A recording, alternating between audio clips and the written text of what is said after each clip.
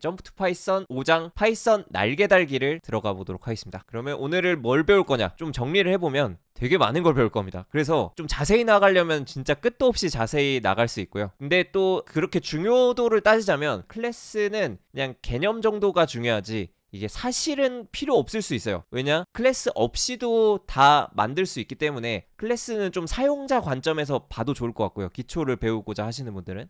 아니면 모듈 패키지도 마찬가지예요. 이게 여기를 막 깊게 판다기보다는 사용법 위주로 그 중심으로 아시면 될 것 같습니다. 왜냐면 이게 좀 어려워요. 처음에 접하면 조금 어려운 부분이라서 좀 사용자 관점에서 만드는 방법은 이 정도 있구나 라고 그냥 익혀두시면 좋을 것 같고, 그냥 클래스 누가 만들어 놓은 거 쓰는 방법, 뭐 모듈 패키지가 있으면 쓰는 방법, 이 정도만 아셔도 굉장히 많은 부분을 할 수가 있습니다. 네, 예외 처리는 이거가 그나마 조금 더 중요도가 높은 것 같아요. 중요도 순위를 좀 매겨보자면 50점, 얘는 40점, 얘가 한 60점? 내장 함수 얘는 너무 상식적인 거라 이거는 그냥 점수 매기게 되면, 내장 함수는 지금까지 써왔던 겁니다. 그래서 뭐 점수는 높겠지만 약간 써왔던 거고, 이것도 써왔던 거고, 이것도 사용법만 알면 돼서 얘도 한 60점.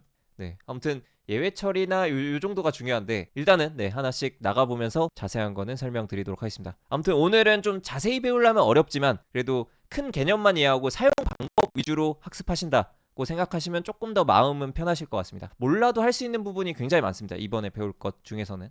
네, 그러면 클래스부터 나가보도록 하겠습니다. 네, 클래스는 쉽게 말해서 반복되는 변수와 메서드, 이게 메서드라는 말이 이제 자주 나올 텐데 처음 들으면 어려운데 사실 함수랑 똑같은 말입니다. 그래서 지난 주차를 배우신 분들은 함수 개념을 좀 이해하셨을 텐데 함수랑 메서드랑 뭐 같다라고 생각하셔도 무방합니다. 근데 뭐 클래스 안에 들은 걸 메서드라고 하긴 하는데 사실 또 용어가 두 개면 헷갈리니까 메서드랑 함수랑 뭐 같은 개념이라고 봐도 사실 포함 관계긴 하죠. 함수 안에 이제 메서드가 있는 건데, 네, 이렇게 헷갈리니까 그냥 메서드가 함수다라고 생각하시면 좀 편할 것 같습니다. 그래서 변수랑 함수를 미리 정해놓은 틀, 설계도의 개념입니다. 네, 그래서 이거 지금 보면 어떤 말인지 잘 모르실 텐데 하나씩 같이 보도록 하겠습니다. 초보 개발자들에게 넘기 힘든 장벽과 같은 존재라고 할 수 있습니다. 미리 말씀드리지만 약간 어려운데 이거를 막 온전히 막 다 외워서 쓰지 않아도 할 수 있는 부분이 많아서 그냥 큰 개념을 익히고 이게 이런 거구나 하고 사용법 위주로만 아셔도 꽤 많은 것들을 할 수가 있습니다. 그래서 이제 기초부터 차근차근 배워보도록 하겠습니다. 일단은 클래스가 왜 필요한가를 보면은 여기서 또 강조되는 게 C 언어가 되게 많이 쓰이는 언어잖아요. C 언어에는 클래스가 없습니다. 그렇다는 거는 굳이 클래스가 없어도 프로그램을 만들 수가 있습니다. 그래서 여기서 좌절해서 파이썬 포기해야지라고 하기에는 그냥 클래스 없이도 할 수 있는 게 많기 때문에 어떻게 보면 참고 이 어려운 걸 조금이라도 이해한 다음에 사용자 관점에서만 이해해도 굉장히 많은 것들을 할 수가 있습니다. 그래서 네, 그 파이썬 잘 만든 프로그램 중에서도 클래스를 사용하지 않고 작성한 것들이 많습니다. 계산기 프로그램을 만들면서 일단 클래스를 일단은 만들어 보는 게 조금 이해가 될 수 있잖아요. 그래서 개념을 좀 배우기 전에 만들어 보도록 하겠습니다. 이렇게 뭐 덧셈 이런 기능을 하는 계산기를 클래스로 한번 구현을 해보면서 그거에 왜 필요한지나 어떤 개념인지를 좀 대략적으로나마 익히고 좀 시작을 해보도록 하겠습니다. 계산기에 더하기 기능이 구현된 파이썬 코드를 만들어 보자면, 이거는 뭐 지난 시간에 나온 함수만으로 일단 구현을 해보면 이렇게 될 겁니다. result라는 변수가 있는데 얘는 전역 변수라서 함수 안에서 쓰려면 글로벌 이런 걸로 불러와야 됐죠. 그래서 전역 변수를 글로벌로 불러와서 가져왔습니다. 그리고 더하기 함수를 만드니까 add라고 이름을 지었고 숫자를 받아서 이 result, 글로벌 result 변수에 num을 하나씩 더해주는, 그리고 result를 다시 돌려주는 이런 함수가 있습니다. 그러면 add 3을 입력하고 4를 입력하면 3 들어갔다가 4가 들어가면은 3 더하기 4가 계속 순차적으로 여기 쌓이겠죠, 리절트에. 그래서 실행을 해보면 처음에 이제 이거 들어갔을 때는 3이 딱 들어갔다가 이제 4가 들어가면 이제 3 더하기 4가 돼서 7이 되는 이런 간단한 그 함수를 짜볼 수가 있겠습니다. 그럼 이게 함수인데 여기서 두 개의 값을 따로따로 계산하고 싶을 수도 있잖아요. 그러니까 한쪽 계산기는 어떤 다른 일을 처리하고 또 다른 계산기는 또 다른 일을 처리하고 싶을 때 이 계산기 두 대를 만든다라고 생각을 해보겠습니다. 그럼 코드에서 계산기 두 대를 만들려면 어떻게 해야 되냐, 그리고 그 각각이 따로따로 역할을 하려면 이렇게 하면 됩니다. 일단은 result 1과 result 2가 있는데 이거를 각각 놨어요. 왜냐? 섞이면 안 되잖아요. 그러니까 한쪽은 뭐 1번에 대한 계산을 하고 싶고 한쪽은 뭐 2번에 대한 계산을 하고 싶어서 이 두 개가 같이 데이터가 섞이지 않으려면 변수를 따로따로 둬야겠죠. add1, add2를 나눠놨습니다. 왜냐? result1에 저장하는 함수가 있을 것이며 result2에 저장한 함수가 따로따로 되어 있어야 되기 때문에 이런 식으로 똑같은 함수인데 굳이 두 개를 만들어줘야 됩니다. 왜냐? 이 저장하는 변수가 달라야지 서로 다른 계산을 처리를 할 수가 있겠죠. 안 그러면 막 계산이 섞이면 안 되잖아요. 아니면 하나를 처리하고 끝난 다음에 처리하고 막 이래야 되는데 그러려면 좀 취지와 맞지 않죠. 여러 개의 계산기를 만든다는 취지에는 이렇게 만들어야 이제 1번 계산은 1번끼리 하고 2번 계산은 2번끼리 해서 이거를 수행했을 때 이렇게 원하는 결과, 여기 1번에 대한 계산, 2번에 대한 계산이 별도로 이루어질 수 있으려면 이렇게 똑같은 함수를 두 번씩이나 써야 돼요. 변수도 두 번이나 만들어야 되고요. 이러면 좀 비효율이 느껴지죠. 이거를 이런 계산기가 막 100개 1000개면은 이거 함수를 똑같은 함수인데 100개 1000개를 만들어야 되나? 라는 생각이 들 수 있습니다. 그래서 나온 게 이제 클래스의 개념입니다. 그래서 미리 이거를 좀 전체 큰 그림을 보기 위해서 클래스를 구현한 것을 좀 가져와 보면 지금 이거랑 코드를 하나 더 만들어 볼까요? 네, 이거랑 두 개를 비교를 해보도록 하겠습니다. 네, 그러면 왼쪽은 그 클래스라는 개념이 없을 때, 없을 때 그냥 두 번씩 함수를 다 만들어주는 개념이고요. 오른쪽은 클래스를 사용했을 때 만들어지는 코드입니다. 그래서 클래스를 사용하게 되면 일단은 칼큘레이터에 대한 정의를 클래스로 만들어 놓고 그 다음에 칼큘레이터를 찍어내서 여기 보면 칼큘레이터 1, 칼큘레이터 2를 그냥 이렇게 찍어서 담는 방식으로 두 개를 만들어줍니다. 그 다음에 각각 칼1에 대해서 계산을 하고 칼2에 대해서 계산을 해서 이렇게 똑같은 함수를 두 번 만들어주는 일을 여기서는 안 해도 됩니다. 그 클래스를 사용한 이유는 이렇게 중복된 여러 가지를 계속 찍어내기에는 너무 비효율적일 때 그때 하나의 클래스로 묶어서 좀 더 효율적으로 작성을 해보자 라는 취지에서 이런 클래스가 생겼습니다. 그래서 그냥 취지에 대해서 한번 설명을 드렸고요. 샤르님, 코드만 다를 뿐 결과값은 똑같은 거지요. 맞습니다. 그래서 이걸 실행해도 똑같은 결과가 나옵니다. 그래서 이거를 이제 좀 더 효율적으로 클래스를 이용해서 찍어내보자 라는 그런 취지입니다. 그거를 조금 더 이제 그 단어를 나가면서 설명드리도록 하겠습니다. 그래서 이거를 구현을 해볼 건데 맞아요. 이게 계산기에 예를 들어 빼기 기능을 추가하고 싶다라고 하면은 예를 들어 함수를 각각 만들었으면 아까처럼 또 이 각각에 대해서 빼기 함수를 추가해주면 뭐 총 함수가 4개가 돼버리겠죠. 그래서 그렇게 낭비를 안 하기 위해서 하나의 설계도를 만들어서 그걸로 찍어낸다로 생각하시면은 좀 좋을 것 같습니다. 그래서 이렇게 클래스를 쓰면 하나만 추가하면 된다라는 큰 개념을 일단 먼저 설명을 드렸고요. 뭐 완벽한 비유는 아니겠지만 그래도 좀 현실 세계와 맞닿는 비유를 좀 해보면 클래스를 가장 잘 설명해주는 과자 틀이 클래스고 각각의 과자가 객체 라고 좀 이해하시면 좋을 것 같습니다. 그 객체라는 것도 이제 처음 들으면은 약간 이게 뭐지 싶을 텐데 사실 별거 없습니다. 그냥 클래스로 인해서 만들어낸 하나의 객체, 하나의 과자라고 이해하시면 좋을 것 같습니다. 다양한 비유를 들면 좋을 것 같은데요. 이해를 돕기 위해서 이 먼저 과자 틀과 과자에 대한 비유도 있을 거고요. 가장 또 많이 사용되는 비유 중에 하나가 붕어빵 틀과 붕어빵으로 많이 비유도 합니다. 그러면 붕어빵 틀은 이렇게 한번 만들어 놓으면 똑같은 형태로 이렇게 여러 개를 계속 찍어낼 수가 있잖아요. 이렇게 붕어빵 틀과 붕어빵이 이 클래스와 객체의 관계라고 이해하셔도 좋을 것 같습니다. 설계 도면이 있으면 얘는 이렇게 도면을 쫙 설계를 해놓은 다음에 이대로 만약에 집을 여러 채를 지어야 된다 하면은 설계 도면만 있으면 여러 채를 집을 막 찍어낼 수가 있겠죠. 이런 식으로 어떤 설계 도면이 클래스고 건물이 객체, 이렇게 비유를 해볼 수도 있겠고, 아니면 뭐 게임 좋아하시는 분들은 스타크래프트 이런 걸로 비유하면 좀 더 와닿을 텐데 실제로 이게 게임 개발할 때 당연히 그 클래스를 정해놓고 인스턴스를 찍어내는 이런 방식으로 실제로 개발이 되기 때문에 이런 커맨드 센터 같은 데서 이 SCB라는 거를 뽑아내잖아요. 그때 커맨드 센터가 이제 그 SCB를 생산하는 방법을 아는 설계도를 가지고 있는 거고, 그리고 SCB를 이렇게 찍어내면은 이게 나오는 게 각각이 객체입니다. 이렇게 여러 가지 비유를 좀 들었는데 그럼 조금 와닿으시나요? 즉 클래스는 그냥 우리가 이렇게 만들 것이다 라는 설계도고요. 그리고 실제로 만들어낸 그 결과물들이 객체이다 라고 이해하시면 좋을 것 같습니다. 여기서도 또 약간 핵심적인 개념이 나오는데 이런 각각의 객체들은 두 가지가 있어요. 여기 HP라는 이런 어떤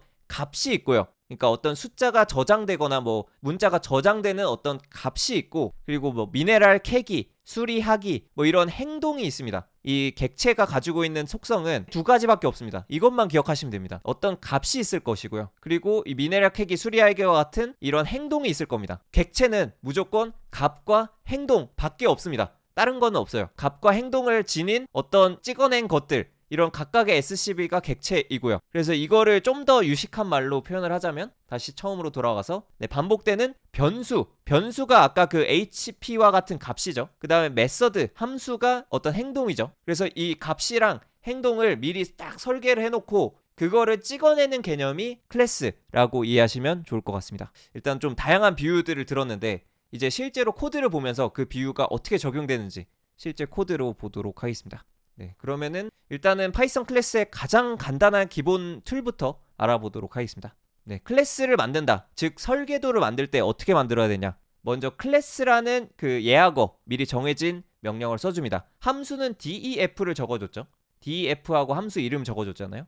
여기서는 클래스라고 적어주고 여기에 대문자로, 여기 좀 규칙이 있습니다. 맨 앞 글자를 대문자로 하는 게 좀 파이썬 규칙에 맞게 쓰려면 이렇게 써야 되는 게 좀 파이썬의 규격에 맞는 방법입니다. 그래서 클래스는 대문자를 항상 앞에 써주고 그 다음에 그 이름을 정해줍니다. 그리고 마찬가지로 콜론을 써주고 그 아래는 이제 설계도에 해당하는 것들을 작성해주면 됩니다. 클래스 기초를 한번 만들어 봤고요. 그러면 이 클래스를 만들었으면 이제 찍어내는 그 결과를 담아야 되잖아요.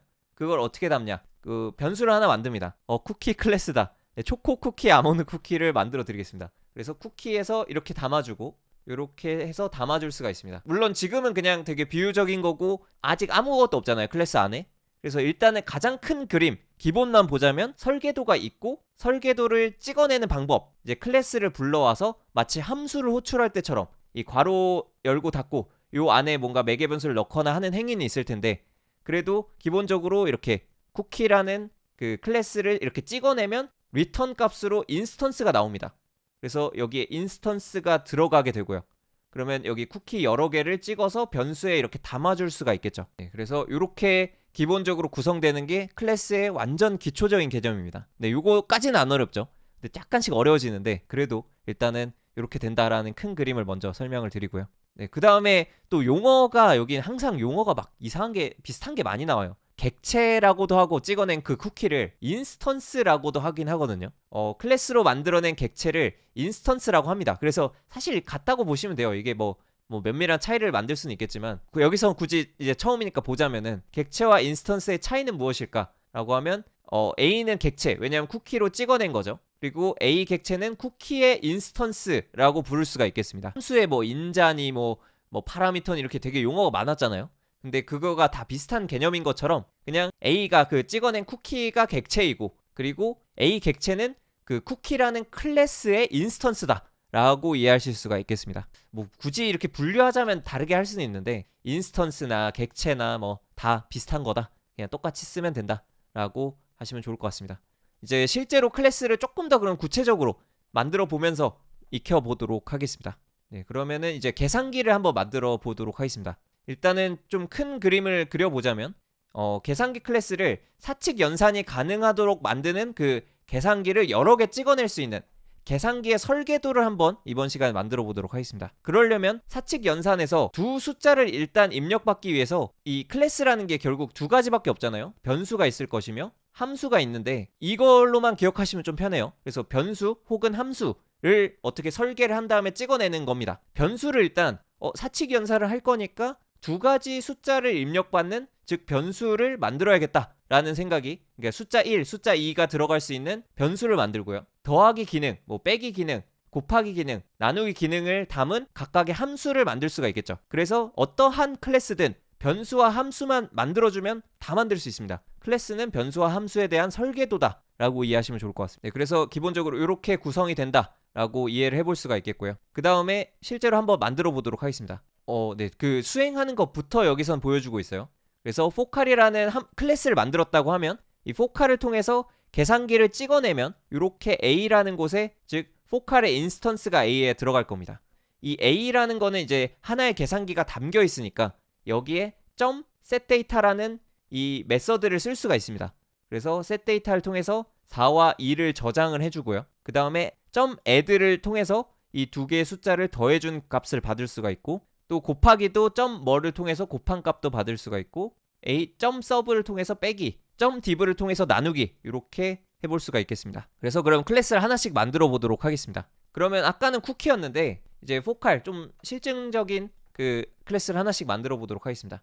그러면 기본 구조는 일단 같습니다. 포칼이라는 함수를 만들 때 여기에 보면은 그 맨 앞 글자가 대문자죠. 대문자고 클래스를 썼으니까 이게 클래스라는 걸 좀 명확히 표시하는 방법입니다. 그리고 여기 또 대문자가 또 있는데 이거는 그 표기법 중에 하나예요. 이게 표기법이 막 자주 쓰는 게 몇 가지 있는데, 이렇게 대문자로 서로 다른 걸 구분해서 많이 써요. 예를 들어서 뭐 그런 거 있죠. 뭐 애플 주스 이런 거 있으면, 네, 이렇게 애플과 주스가 다른 단어잖아요. 근데 이거를 같이 하나의 변수로 만들 때 보통 이렇게 각각 첫 글자를 대문자로 많이 씁니다.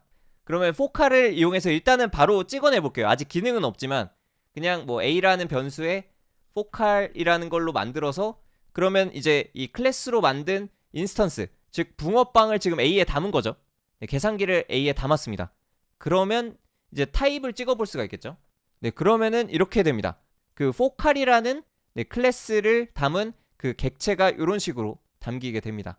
즉 a에는 이제 포칼이라는 클래스로 만든 인스턴스, 객체가 담기게 되는 것이죠. 네, 그 다음에 하나씩 만들어 보도록 하겠습니다. 객체에 연산할 숫자를 지정하기를 통해서 한번 숫자를 지정하는 것을 만들어 보도록 하겠습니다. 네, 그러려면 이제 포칼을 다시 정의를 해야겠죠. 포칼 안쪽에 드디어 이제 첫 번째 뭔가를 넣습니다. set data라는 함수죠. 이 df 들어갔으니까. 네, 함수를 넣어보도록 하겠습니다. 네, 이렇게 일단 첫 번째 함수를 추가해봤습니다. 네, 그럼 포칼이라는 클래스가 이제 드디어 뭔가 생겼습니다. set data라는 함수를 넣어줬어요. 그래서 이거를 뭐 메소드라고 부르기도 하는데 뭐 결국에 함수 안에 속한 거죠. 근데 여기는 좀 특별합니다. 이거는 뭐가 특별하냐? 그 self라는 것과 first, second를 이 파라미터로 봤죠. 여기서 self.first라고 쓰고 또 self.second에 이렇게 first, second를 넣어줍니다. 그래서 이게 약간 혼동이 될 수가 있어요. 이게 뭐 하는 짓인가? 하나씩 좀 설명을 드리도록 하겠습니다. 일단은 포칼이란 걸 만들었고, setData라는 함수를 통해서 여기 포칼 일단 계산기를 찍어내서 a에 담았죠. 그 다음에 a.setData를 여기에 정의를 해놨으니까 이걸 사용할 수가 있습니다. 이렇게 특이하게 지금 4하고 2밖에 안 넣었어요. 우리가 함수를 배운 걸 생각해보면 여기 4하고 2밖에 안 들어가니까 이 개수가 모자라죠. 그래서 여기 셀프랑 first, second가 있는데 왜 개수를 모자라게 만들었지? 라고 생각할 수 있는데, 사실은 이 셀프는 일단 뒤에 배우겠지만 그냥 자기 자신을 의미합니다. 진짜 말 그대로. 그리고 4가 여기 first에 들어가고 2가 second에 들어갑니다. 그래서 4가 그 first에 저장이 되고 2가 second에 저장이 돼서 a.first와 a.second를 각각 찍어보면 이렇게 됩니다. 여기 4, 2가 각각 first와 second에 저장돼서 이게 4고 이게 2가 된 것을 확인할 수가 있죠. 좀 구체적으로 보자면 이렇게 되는 겁니다. 좀 더 원리적으로 보자면은 여기 a.setData 함수를 호출했잖아요. 이때 이 앞에 있는 a, 실제 그 계산기가 담긴 객체 있죠. 그 객체 자체가 셀프로 먼저 들어갑니다. 그렇기 때문에 이 셀프는 a를 의미하고요. a 그 자체를. 그 다음에 first, second가 각각 여기 괄호 안에 들어간 이 매개 변수들이 이렇게 들어가게 됩니다. 그렇기 때문에 이제 이 총 개수가 안 맞는다라고 생각할 수가 있는데, 근데 이렇게 쓰는 이유가 이제 a 안에 뭔가 어떤 값을 저장하기 위해서인 겁니다. 그래서 a 안에 어떤 값을 저장하기 위해서는 이 self.first, self.second 안에다가 이제 이 값들을 저장하는 그런 구조가 되겠습니다. self 안에는 이제 어느 객체가 호출한 건지 그 객체 자체가 들어가게 됩니다. 뭐 이 변수 이름은 당연히 다르게 써도 되는데 가장 첫 번째 인수로 들어가게 되는 게 그 객체이다 라고 이해하시면 좋을 것 같습니다. 네, 그래서 이렇게 기본적인 원리를 알아봤고요. 셀프는 필수인가요? 파이썬에서는 필수입니다. 이게 자바에서는 이 셀프 이런 개념이 없거든요. 그래서 다른 언어 배우시다가 파이썬을 배우면 약간 헷갈릴 수 있는데 파이썬에서는 좀 규칙이 이렇게 됩니다. 네, 그래서 여기 보면은 일단은 다시 위에 다시 보면 이 setData는 일단 메서드라고 부르고요. 이게 결국 함수입니다. 함수. 그래서 내부 함수는 항상 메서드라고 표현이 됩니다. 네, 이렇게 저장하는 것까지 구현을 해봤고요. 그래서 여기서 a가 셀프고 4가 first, 2가 second 이렇게 들어간다 라고 봤습니다. 근데 여기서 그 셀프를 명시적으로 표현하는 것은 이제 파이썬만의 독특한 특징입니다. 그래서 다른 자바와 같은 언어에서는 셀프를 안 씁니다. 그냥 셀프 자체를 써줌으로써 명시적으로 이 객체가 들어가서 이 객체의 값을 저장하겠다 라고 좀 명시적으로 표현하는 그런 개념입니다. 메서드를 호출하는 방법, 뭐 이런 식으로도 활용할 수 있습니다. 그 셀프를 굳이 안 쓰고 싶다라고 한다면 이제 그 클래스를 일단 찍어내서 저장한 다음에 그 아예 그 클래스 자체에서 그 set 데이터를 호출하고 이 객체를 넣어주고 이렇게 각각 first, second 값을 주는 것도 가능합니다. 네, 그러면 이제 셀프를 생략할 수 있을 텐데 파이썬에서는 보통 셀프를 이렇게 작성해주게 됩니다. 네, 그 다음에 네, 이렇게 저장되는 거 요거까지는 살펴봤죠. 그래서 이렇게 특정한 객체에 저장되는 그 객체만이 갖는 변수를 객체 변수 또는 속성이라고 부릅니다. 이것도 용어가 많아서 헷갈려 할 수 있는데 사실 뭐 비슷한 개념입니다. 그냥 하나로 퉁쳐서 좀 단순하게 외우자면 그냥 객체 안에 변수입니다. 즉 이 A라는 계산기 있죠. A가 계산기에 찍어내서 담은 거니까 그 A 안에는 그 두 가지 변수가 저장돼 있어요. 그 first, 그래서 A.first 이렇게 쓰는 게 A에 저장된 변수이기 때문이에요. 그래서 이 A 안에 들어간 first가 뭐 4고 A 안에 들어간 second가 2고 이런 식으로 저장이 된 거죠. 그래서 그 특정 A라는 객체에 들어간 변수를 객체 변수 또는 속성이라고 부릅니다. set 데이터는 내장 메소드가 아닙니다. 그래서 만들어 줘야 됩니다. 그래서 이렇게 만들어 준 겁니다. 여기 보면은 이렇게 set 데이터를 만들어 줬죠. 이렇게 set 데이터를 만들어 줬기 때문에 이걸 쓸 수가 있는 겁니다. 안 만들어 주면 못 씁니다. 그 만약에 그러면은 이게 객체 변수 이거 속성 이거의 개념을 조금 더 이해하려면 이런 식으로 이해하면 좋겠죠. 두 개를 찍어내 보겠습니다. 그럼 A, B를 각각 한번 찍어내 볼게요. 붕어빵 틀 그 개념을 좀 생각해 보면 포칼이라는 걸로 계산기 하나를 찍어냈다는 건 얘 A라는 붕어빵과 여기서 찍어낸 이 B라는 붕어빵은 서로 다른 붕어빵을 찍어낸 거죠. 지금 만약 A에 4, 2를 넣고 B에는 1, 3을 넣는다. 뭐 이렇게 따로따로 저장하자면 그럼 A에 저장된 값이랑 B에 저장된 값이랑 다르겠죠. 그래서 A.first랑 B.first를 비교해 보자면 이렇게 출력을 하면 이제 A.first는 A에 저장된 첫 번째 값, 즉 4가 저장이 되어 있고 B라는 계산기에는 B에 저장된 first 첫 번째 값은 1이겠죠. 그래서 이렇게 각각 다른 속성을 가지고 있다라고 해서 그 객체 변수, 속성 이렇게 부릅니다. 그래서 용어가 많아서 그냥 헷갈리는데 쉽게 말해서 그 객체 안에 저장된 각각 가지고 있는 변수를 의미합니다. 네, 그래서 이렇게 클래스를 좀 이해해 볼 수가 있겠습니다. 네, 더하기 기능을 이제 추가를 해보도록 하겠습니다. 값을 저장하는 메서드를 하나 만들어 봤는데 추가적인 메서드를 또 만들어 보겠습니다. add라는 메서드, 그 더하기라는 기능을 한번 만들어 보겠습니다. 코드를 추가해서 설계도에 이제 add라는 걸 추가를 해줬어요. 그러면 이 클래스를 이용해서 만든 그 각각의 객체들이 add라는 걸 사용할 수 있게 된 겁니다. set 데이터를 하고 그 다음에 add를 출력하면 어떻게 되는지 그 과정을 한 번씩 보여드리도록 하겠습니다. a.add를 호출해서 이거를 프린트를 해보겠습니다. 자, 그러면 여기서 실행을 해보면 6이 나오죠. 왜 6이 나왔냐? 그 add라는 일단 메서드를 추가해줬고요. set 데이터는 아까 봤듯이 이제 4, 2를 각각 first, second에 각각 저장을 했죠. 속성 안에. 그 다음에 add라는 걸 호출하면 그 셀프가 아까 말했듯이 요 a라는 게 요로 셀프로 들어가는 거죠. a가 셀프로 들어갑니다. 그러면 a.first 즉 얘는 4가 되겠죠. 그리고 a.second 얘는 2가 되겠죠. 이걸 더해서 리절트를 만들고 즉 리절트는 6이고 return 6을 했기 때문에 이 프린트로 해서 6이 나오는 겁니다. 이런 식으로 그 셀프를 받아서 처리하는 이 메서드를 만들어 주게 되었습니다. 그래서 이렇게 구현을 할 수가 있겠고요. 마찬가지로 곱하기 빼기 나누기 이것도 빠르게 그냥 바로 붙여 넣어 보자면 그래서 이것도 마찬가지 add 해봤는데 여기에 뭐 그러면 지금 곱하기 빼기 나누기까지도 해봤습니다. 그러면 멀도 해보고 sub도 해보고 div도 해본다면 각각 이 4, 2라는 값을 저장된 상태에서 이 4측 연산을 수행해서 이렇게 각각 4측 연산을 수행한 값들이 잘 들어온 것을 확인할 수 있죠. 그러면은 이렇게 되면 이제 이 구조가 이미 잡혀 있으니까 다음으로 B라는 계산기를 만들어서 A랑 완전 별도로 처리하고 싶어도 할 수가 있죠. 그래서 여기에 뭐 15 이런 걸 담아도 이제 A 대신에 B를 담아도 이렇게 A랑은 별도로 A는 A대로 나오고 B는 B대로 나오고 이런 식으로 각각 처리를 인스턴스를 따로따로 뽑아서 얘는 A라는 계산기 얘는 B라는 계산기 이렇게 따로따로 처리할 수가 있겠죠. 그래서 이거는 한 번씩 찍어 보시면 도움이 되실 것 같습니다. 한 줄씩 복사 그 A 선택한 거는 그 컨트롤 D 누르면 컨트롤 D, 컨트롤 D, 컨트롤 D, 컨트롤 D 하고 여러 개 선택하고 지우고 바꾸고 할 수가 있습니다. 이렇게 그러면 계산기 설계도가 있으니 여러 개를 막 찍어낼 수 있는 그런 설계도를 만들게 된 겁니다. 그래서 이렇게까지 만들어 봤습니다. 그래서 A랑 B 나눠서 이것도 해봤죠. 그래서 각각 여러 개로 할 수가 있겠습니다. 그러면은 이제 생성자라는 개념을 좀 배워보도록 하겠습니다. 생성자를 왜 쓰냐? 생성자가 뭔지 한번 알아보자면, 약간 클래스는 설계도긴 한데 그 설계도를 좀 사람들이 잘 쓸 수 있도록 만들어주면 좋겠죠. 이렇게 지금 설계도를 만들었는데 어떤 사람이 그 포칼이라는 계산기를 일단 A에 뽑아내고 바로 숫자를 지정해두기도 전에 A.add를 그냥 수행을 해버릴 수도 있겠죠. 이거는 뭐 사용자가 어떻게 사용할지 모르니까. 그래서 이렇게 수행해버리면 실행했을 때 오류가 납니다.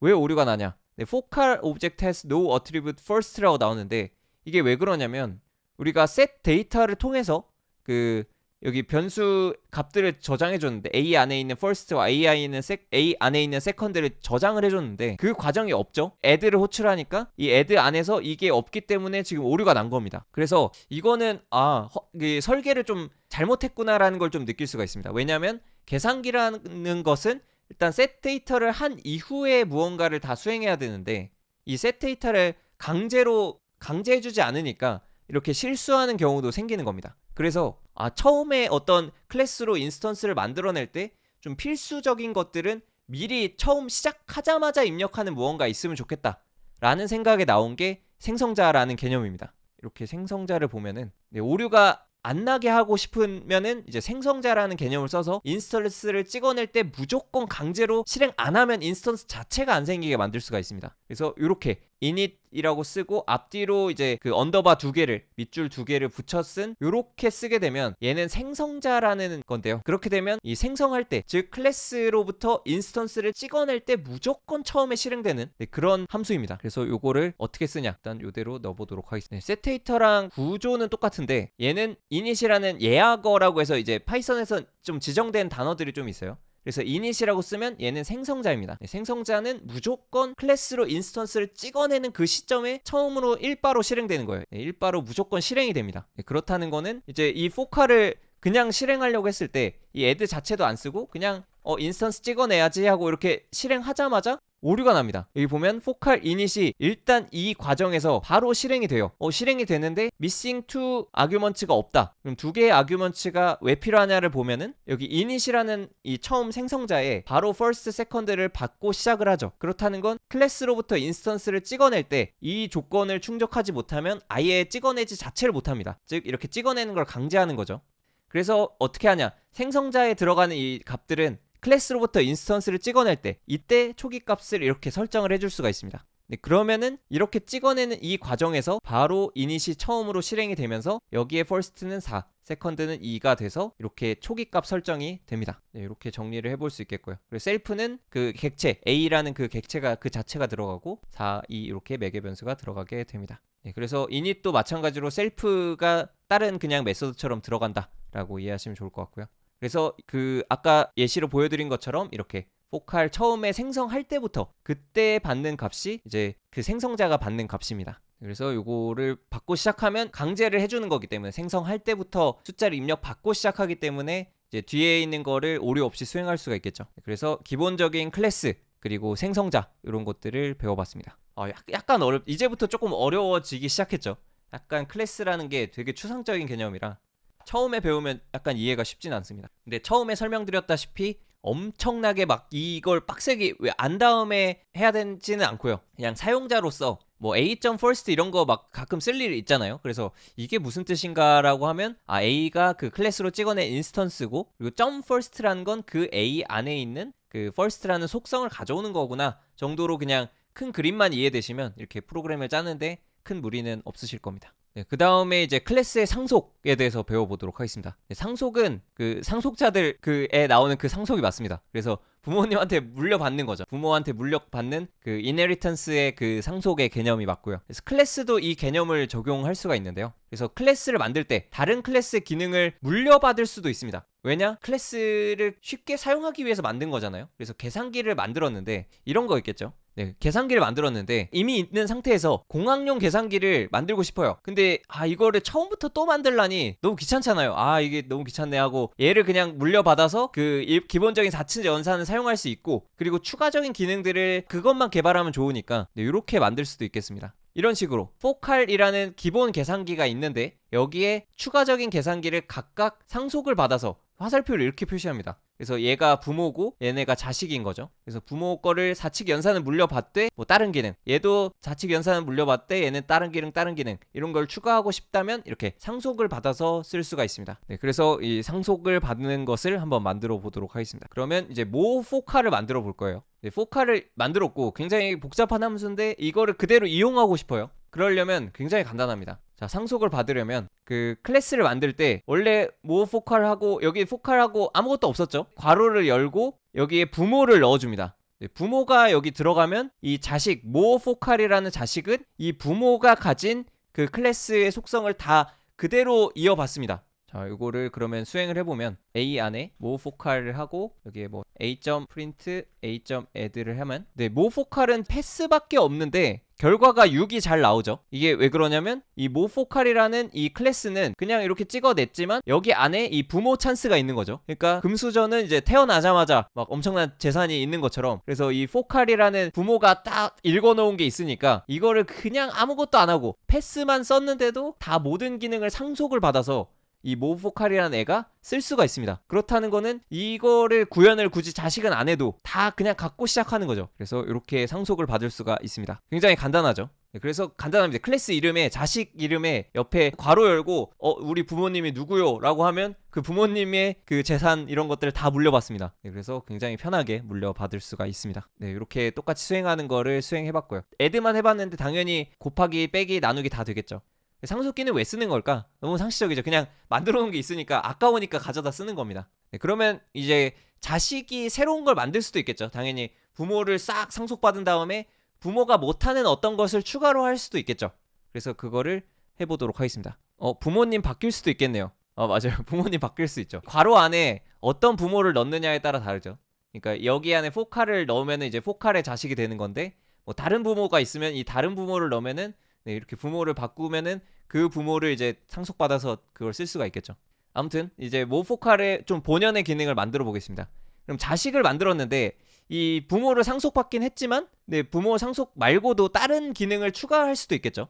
그래서 여기는 파워 그 제곱을 한번 추가를 해봤습니다. 그러면 제곱은 첫 번째에 별 2개 기억나시나요? 이게 첫 시간인가 두 번째 시간쯤에 배웠는데 별 2개면 제곱이죠. first 예를 들어 이게 4하고 2면은 4의 2승 이렇게 하는 거죠. 4 곱하기 4니까 16이 되고 뭐 이런 게 별 2개인데 이 파워라는 거는 이제 부모한테는 없는 거예요. 자식한테만 추가해 줬습니다. 네, 그러면 어떻게 되냐? 네, 자식은 뭐 add도 쓸 수 있는데 이 파워도 쓸 수가 있습니다. 그래서 한번 이대로 실행을 해보면 add는 그 부모한테 온 기능이죠. add를 쓰기도 썼는데 자기가 가지고 있는 이 파워 그 본인이 만든 거를 또 쓸 수도 있습니다. 얘는 맞아요. 이 선천적인 능력이 add, 파워는 후천적인 개발한 능력이죠. 네, 그래서 이렇게 선천적과 후천적을 모두 쓸 수 있는 게 이제 상속의 기능입니다. 그 다음에 메서드 오버라이딩이라는 게 있습니다. 사실 그런 경우 있죠. 막 부모님이 막 뭐 회장님이에요, 회장. 이제 자식이 그 회사를 물려받을 수 있는데 다른 길로 가고 싶을 수 있죠. 저는 이 회사 필요 없습니다. 군인이 되고 싶습니다. 해서 갑자기 뭐 군대 간다던가 할 수도 있겠죠. 그래서 그게 이제 오버라이딩의 개념입니다. 부모님이 뭘 물려줬는데 그걸 뒤엎어요. 그래서 약간 그런 말 있잖아요. 자식 이기는 부모 없다. 이런 말 있는 것처럼 하고 싶은 게 있으면 자식이 이깁니다. 그래서 자식이 부모가 준 거를 덮어 씌울 수가 있어요. 이게 말 그대로 오버라이딩, 그러니까 올라탄다의 개념이잖아요. 라이딩이. 그러니까 부모님이 뭔가를 줬는데 그거에 올라타요. 그래서 얘를 다 바꿔버려요. 이걸 한번 구현을 해보도록 하겠습니다. 그 모포칼이란 자식이 있는데 얘가 4하고 0을 넣었다고 해보고 a.div를 해볼게요. div가 뭐냐면 나누기인데 0으로 나누는 이런 행위를 한번 해볼게요. 네, 이렇게 오류가 납니다. division by 0 0으로 나누면 안 된다고 오류가 났죠. 왜냐면 이 부모의 div라는 게 그 0으로 나눈 거를 그냥 허용을 해버렸어요. 그렇기 때문에 자식이 그걸 그대로 물려받았으니 이 자식이 수행하면 똑같은 오류가 나겠죠. 그러면 이제 부모는 이런 걸 물려줬지만 자식은 그걸 뒤엎고 새로운 걸 만들 수도 있습니다. 네, 그래서 새로운 걸 만들자면 이런 식으로 그 세이프 포칼이라는 이거 새로 만들어 볼게요. 이렇게 클래스를. 네, 세이프 포칼이라는 자식은 네, 다른 자식이죠. 맞습니다. 이 모 포칼이라는 자식도 있고 세이 포칼이라는 자식도 부모는 같아요. 부모는 다 포칼입니다. 이 다른 자식은 디브를 부모님 걸 똑같이 썼어요. 그러니까 부모랑 싸우는 거죠. 이 디브도 있고 이 디브도 있어요. 그럼 누가 이기느냐? 자식이 이깁니다. 부모가 집니다. 이 세이프 포칼이 디브를 호출하면 자기 디브를 호출합니다. 부모 거는 버리고요. 네, 그래서 이렇게 됩니다. 그러면 모 포칼 말고 세이프 포칼로 마찬가지 똑같이 호출하면은 디브를 썼잖아요. 디브 실행해보면 0이 나옵니다. 아까는 오류가 났는데 0이 나왔어요. 포칼을 상속 받았지만 div를 새롭게 정의했어요. 나는 이 div를 오류 안 나는 div로 만들 거야 하고 if문을 추가해서 0으로 나누는 값이 나오면 0을 무조건 리턴한다를 추가했어요. 그랬더니 이제 이 div가 이긴 거죠. 그래서 부모 거를 물려받았지만 이때 수행했을 때 자식의 div가 호출되면서 오류가 안 나고 0이 잘 나온 것을 확인할 수 있겠습니다. 네, 요거 이해가 되시나요? 부모랑 자식이 싸우면 자식이 이긴다 라고 이해하시면 좋을 것 같습니다. 그게 이제 이름을 메서드 오버라이딩이라고 부릅니다. 부모 거를 오버라이드해서 덮어 씌운다 라는 개념입니다. 그래서 이렇게 해봤고요. 그러면은 이제 또 새로운 개념 클래스 변수라는 것도 있습니다. 그 클래스라면 공통적으로 갖고 있는 변수를 만들고 싶어요. 예를 들어 이런 게 있겠죠. 그 패밀리 김씨 집안 그 클래스를 만든다고 하면은 그 김씨 집안은 공통적으로 자식을 아무리 많이 낳고 여기서는 좀 자식보다는 이제 인스턴스일 텐데 설계도를 설계할 때 김씨 패밀리 설계도를 만들었다면 김씨 패밀리로 찍어내는 모든 애들은 다 김씨겠죠. 그래서 이런 것처럼 이렇게 클래스 변수라고 해서 모든 애들이 공통적으로 갖고 있는 값을 정해줄 수가 있습니다. 예를 들어 그 아까 계산기에서는 지금 여기 first, second가 각각 막 찍어낼 때마다 다른 값이 들어갈 수 있잖아요. B를 찍어낼 때는 여기엔 5, 2 이렇게 들어가도 되고 얘네는 first, second 이 각각의 객체 안에 있는 변수들은 다 다른 값이 들어갈 수가 있어요. 이렇게 공통된 값을 만들려면 여기에 김씨 이런 걸 만들려면 이런 식으로 객체 변수가 아닌 클래스 차원에서의 변수를 만들어줄 수도 있습니다. 그래서 클래스 변수를 한번 만들어 보도록 하겠습니다. 네, last name이라는 그 변수는 이제 얘는 셀프 이런 거 안 써 있죠. 그렇다는 건 각각의 객체한테 들어가 있는 변수가 아니라 클래스 공통으로 지는 변수입니다. 그래서 이걸로 그러면 찍어내 보겠습니다. 패밀리로 A라는 사람을 찍어내 볼게요. B라는 사람도 찍어냈습니다.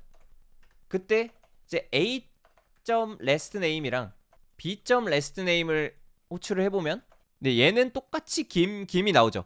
A, B는 완전히 다른데 김이 나옵니다. 그래서 이렇게 완전히 다른 인스턴스더라도 동일한 클래스로 찍어냈을 때 동일한 값을 얻고 싶다면 그 셀프 이렇게 쓰는 건 각각의 객체가 가진 거고 클래스 공통으로 쓰고 싶다면 클래스 변수를 사용하면 됩니다. 개명도 할 수 있습니다. 당연히 이제 각각 이제 인스턴스들은 그 본인이 이제 받은 거를 이제 수정할 수 있어요. 예를 들어 이런 거죠. A의 last name을 박씨 이렇게 바꿔볼게요. 이렇게 하고 호출하면은 이제 박씨로 바뀌었어요. 각각 자식들은 바꿀 수 있는데 개명할 수 있잖아요. 우리도 그렇다고 이 패밀리 집안에 ABC가 있는데 한 명이 개명한다고 해서 ABC가 다 개명되지는 않죠. A만 이렇게 개명하면은 당연히 A만 박으로 바뀌고 나머지는 다 김씨겠죠. 근데 이럴 수는 있어요. 아예 그 패밀리 클래스 자체를 바꿔버리면 클래스를 예를 들어 조씨 클래스로 바꿀게요. 패밀리 자체를 바꾸면 당연히 이 패밀리로 찍어낸 ABC 모두가 다 조씨겠죠. 얘는 A는 바꿔치기 했으니까 A만 박씨고 조조가 나오게 되겠습니다. 네, 이렇게 하는 게 이제 클래스 변수라고 부릅니다. 네, 그래서 요거를 해봤습니다. 네, 이렇게 바꿔치기 하는 것도 실습을 해봤습니다. 네, 이렇게 해서 이제 클래스를 모두 다 배워봤습니다. 그래서 약간은 어려울 수 있는데 그 비유적인 개념인 이 과자가 객체다. 요 정도만 이해하시고 이거를 각각 객체별로 점 해서 호출해서 쓰고 점 메소드 해서 쓰고 이 정도의 개념만 이해하셔도 네, 충분히 이번 클래스를 잘 배운 거다라고 할 수 있겠습니다. 네, 그 다음에 모듈 패키지는 사실 만들 일이 없어요. 그러니까 모듈을 직접 나는 모듈 개발자가 될 거야가 아닌 이상 모듈을 사용하는 입장이지 모듈을 만들 일은 잘 없기 때문에 네, 모듈 패키지는 좀 사용자 관점에서 수업을 해보도록 하겠습니다. 함수나 변수 또는 클래스를 모아놓은 파이썬 파일입니다. 이것도 어떻게 보면 클래스랑 비슷한데 클래스는 이렇게 만들어 놓고 찍어내는 개념이었다면 모듈은 어떤 파일을 만들었으면 이 파일을 그냥 불러와서 쓰는 개념이에요. 이게 직접 보면서 배워보도록 하겠습니다. 네, 그러면은 요거 모듈 하나 만들어 볼게요. 네, 모드1이라는 파일을 만들었어요. 그리고 그러면 이렇게 파일 안에 함수들을 쫙 만들어 놓은 다음에 이거를 어디 저장해 놨다가 그 새로 파일을 만들었는데 여기서 불러와서 쓰고 싶을 수도 있겠죠. 그래서 그럴 때 사용하는 게 이 모듈의 개념입니다. 그래서 모듈 불러오기를 해보면 네, 모듈 불러오기 모듈 파일이 여기 있죠. 여기에 add 더하기랑 빼기 함수를 만들어 놨어요. 만들어 놨는데 여기서는 이걸 또 만들기 귀찮아요. 그냥 누가 만들어 놓은 함수가 있으니까 얘를 갖다 쓰고 싶다 라고 한다면 어떻게 하냐? 네, import라는 명령어를 쓰고 mod1이라는 이 파일명 있죠? 요거를 여기 써줍니다. 그러면 이 파일 자체를 가져오는 효과가 납니다. 진짜 이렇게 가져와서 그 파일을 가지고 있는 거예요. 그렇다는 건 이제 mod1에 있는 add란 함수를 쓸 수가 있습니다. 그래서 mod1.add를 하면 이렇게 3, 4 add라는 걸 우리가 정의를 안 했는데도 그냥 가져와서 실제로 3 더하기 4인 7 값을 잘 출력하는 걸 볼 수가 있죠. 즉 이렇게 모듈을 만들어진 게 있으면 이거를 import라는 걸로 가져와서 그걸 쓰면 되는 겁니다. 파일 내 사용은 클래스이고 별도 파일을 관리하는 거 모듈인가요? 근데 이 모듈 안에도 클래스를 넣어놓을 수가 있습니다. 그렇게 구분하기는 어렵고요. 파일 자체를 가져와서 그 안에 있는 뭐 클래스니 함수니 변수니 이런 거를 쓸 수 있는 것이 모듈이고, 클래스는 어떤 설계도고 그걸 인해서 여러 개를 찍어낼 수 있다면 클래스입니다. 그렇게 좀 다르게 구분을 할 수가 있겠습니다. 그래서 얘는 설계도는 아니잖아요. 예를 들어 모드1을 막 이렇게 여러 개를 한다고 해서 이 3, 4라는 게 어딘가에 저장되고 막 쓰고 이런 개념이 아니라 그냥 만들어진 걸 불러와서 쓰는 개념이라서 조금은 다릅니다. 클래스는 인스턴스를 찍어낼 때 공장같이 이렇게 여러 개의 객체를 만들어낼 때 쓰는 거고, 모듈은 그냥 가져와서 거기 있는 코드를 쓰겠다 이겁니다. 네, 그래서 약간은 어려울 수 있지만 사용자의 관점에서만 이해해도 충분합니다. 완벽하게 이해할 필요는 없습니다. 그래서 import 모듈 이름 이렇게 가볍게 가져와서 거기 있는 파일 안에 있는 것들을 다 쓸 수가 있고요. 그래서 이런 식으로 쓸 수도 있어요. 그 from 모듈 이름 import 함수 이렇게도 쓰는데, 요건 뭐냐? 아까랑 뭐가 다르냐? mod1이라는 이 파이썬 파일에서 가져와서 import add라는 건 add라는 함수만 가져오겠다라는 겁니다. 네, 그렇다는 거는 이 mod1에서 add를 가져왔으니까 이거 자체를 바로 쓸 수가 있어요. 그래서 이 mod1점이라고 쓸 필요도 없고 이걸 지워도 쓸 수가 있습니다. 그래서 이것만으로 이제 add를 가져왔기 때문에 mod1에 add라는 함수가 있죠. 그래서 이 함수 자체를 임포트한 겁니다. 그렇기 때문에 이렇게 바로 쓸 수가 있는 거죠. 그러면은 이제 서브를 불러오면 어떻게 될까요? 이렇게 되겠죠. 너는 add만 지금 지명해서 가져왔는데 서브는 안 가져왔는데 왜 쓰려고 그래? 하고 오류가 납니다. 즉 모릅니다. 서브가 뭐야? 라고 sub is not defined 라고 나오죠. 그래서 이렇게 됩니다. 그래서 add만 가져오고 이럴 수가 있습니다. 막 너무 많은 것들이 있다. 그러면 이렇게 하나씩 필요한 기능만 가져올 수도 있겠죠. 네, 그래서 이렇게 할 수가 있겠습니다. 두 개 가져오려면 이렇게 콤마로 연결해서 두 개 쓰면 되겠죠. add, 서브 이렇게 하면 둘 다 가져와서 쓸 수가 있겠습니다. 그러면 이제 정상적으로 둘 다 잘 수행한 것을 볼 수가 있죠. 그 다음에 이런 경우가 있습니다. 예를 들어 mod1이라는 파일을 만드는 분도 있을 거잖아요. 그래서 모듈을 만드시는 분이 요거를 만드는데 여기서 뭔가 실행을 해보고 싶어요. 그래서 mod1에서 한번 실행을 해보자 하고 print add 1,2 이렇게 해서 뭔가 add를 여기 mod1 안에서 쓰면은 이렇게 실행하면 mod1에서는 이렇게 3 해가지고 출력해서 볼 수가 있는데, 이거를 남겨놓으면은 어떻게 되냐? 딴 데서 이 mod1을 사용하려고 이렇게 임포트만 했을 뿐인데 이걸 실행하면 갑자기 3이 나옵니다. 그래서 나 임포트만 했는데 왜 3이 나오지? 라고 생각해보면 mod1을 이제 개발하신 분이 이런 걸 남겨놨으면 이렇게 불러오는 것만으로도 이렇게 막 찍혀버리겠죠. 이런 거를 좀 구분할 필요가 있겠다라는 니즈로 인해 생겨난 게 뭐냐면 이런 게 있습니다. 언더바 네임이 메인일 때 요 조건문을 하나 달아서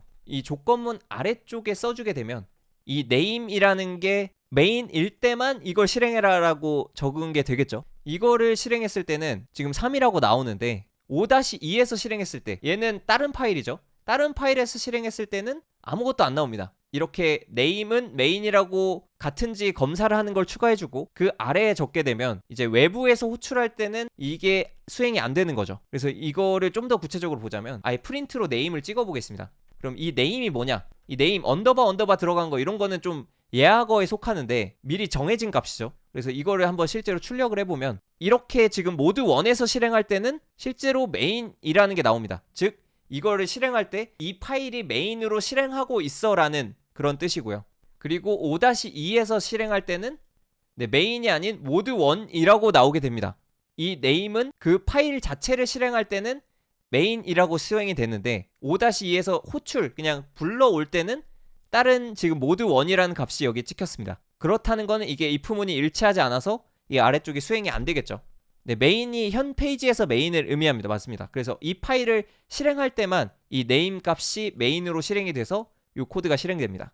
그래서 이 모듈 안에서의 뭔가 코드 중에 이렇게 해놓는다면 그 모듈 자체를 실행할 때만 요거를 수행할 수 있고 외부에서 불러올 때는 얘가 수행이 안 될 수 있겠죠. 네, 그래서 이런 것도 사용이 된다 라고 알 수가 있겠습니다. 근데 이거는 사실은 막 좀 어려우면 몰라도 되는 개념이긴 합니다. 이거를 뭐 모듈을 직접 만들 일이 얼마나 있겠어요. 그냥 보통 그냥 가져다 쓰는 행위를 많이 하지. 그래서 이거는 좀 지적 허영심에 가깝지만 그래도 알아놓으면 그냥 뭐 재밌게 배울 수 있는 그런 거일 수 있겠죠.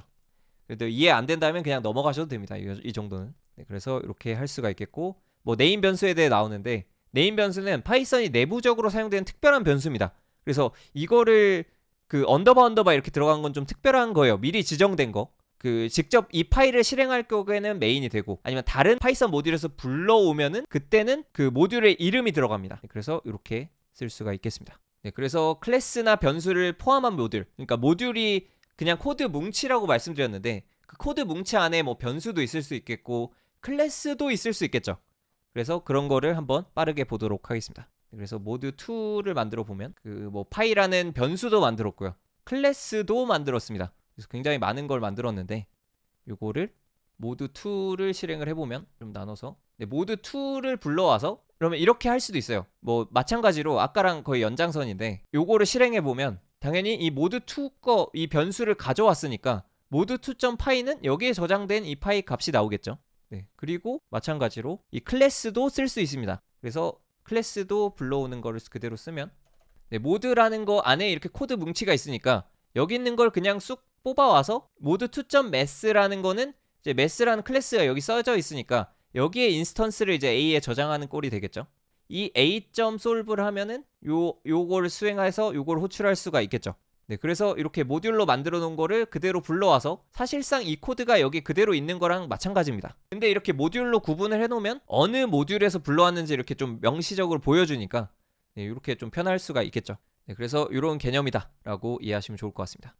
네, 이거 지금까지 여기서 위에서는 그 파이썬 바로 실행하는 그 레펠 방식으로 했는데, 이제 파일에서 불러오는 거를 저희는 해봤습니다. 네, 그래서 파일에서 불러오는 거 이렇게 해봤고요.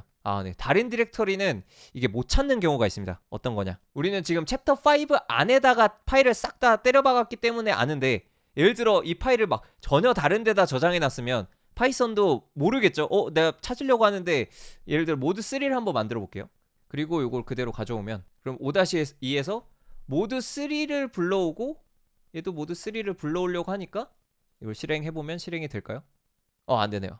안 되는 이유가 모드3가 어디 있는 거야? 라고 못 찾죠. 왜냐면 지금 우리가 실행하는 파일은 이 5-2.py 요건데, 지금 폴더 바깥에 있죠. 바깥에 지금 모드3가 여기 있습니다. 그렇기 때문에 임포트 모드3가 완전 마법은 아닌 게, 얘가 모드3가 어디 있는데 라고 안 알려주면 당연히 모르겠죠. 이 뭐 전체를 뒤져서 막 모드3에 찾아올 수가 없으니까요. 네, 그렇다는 거는 이 모드3를 찾기 위해서는 어디에 모드3가 있다라는 걸 알려주는 과정이 필요합니다. 그래서 그걸 어떻게 알려주는지 보도록 하겠습니다. 네, 알려주려면 이렇게 그 시스템이라는 거, 이거 지난 시간에 한번 써봤죠. 그래서 시스템이라는 모듈도 마찬가지로 파이썬 파일입니다. 그래서 이걸 이용해서 시스템.path 안에 여러 가지 경로가 들어가 있어요. 시스템.path라는 게 이제 리스트인데, 여기에 더해주게 되면 파일의 위치를, 그 위치를 그제서야 찾을 수가 있습니다. 그래서 실제로 한번 더해줘 볼게요. 이거를 이용해서 import sys를 하고 append 한 다음에 찾아줄 경로, 저희는 C에 파이썬 안에 모드3가 있죠. 그렇기 때문에 C에 파이썬이라는 경로를 추가를 해주겠습니다. sys로. 그렇다는 거는 이제 그때부터는 찾을 수가 있겠죠.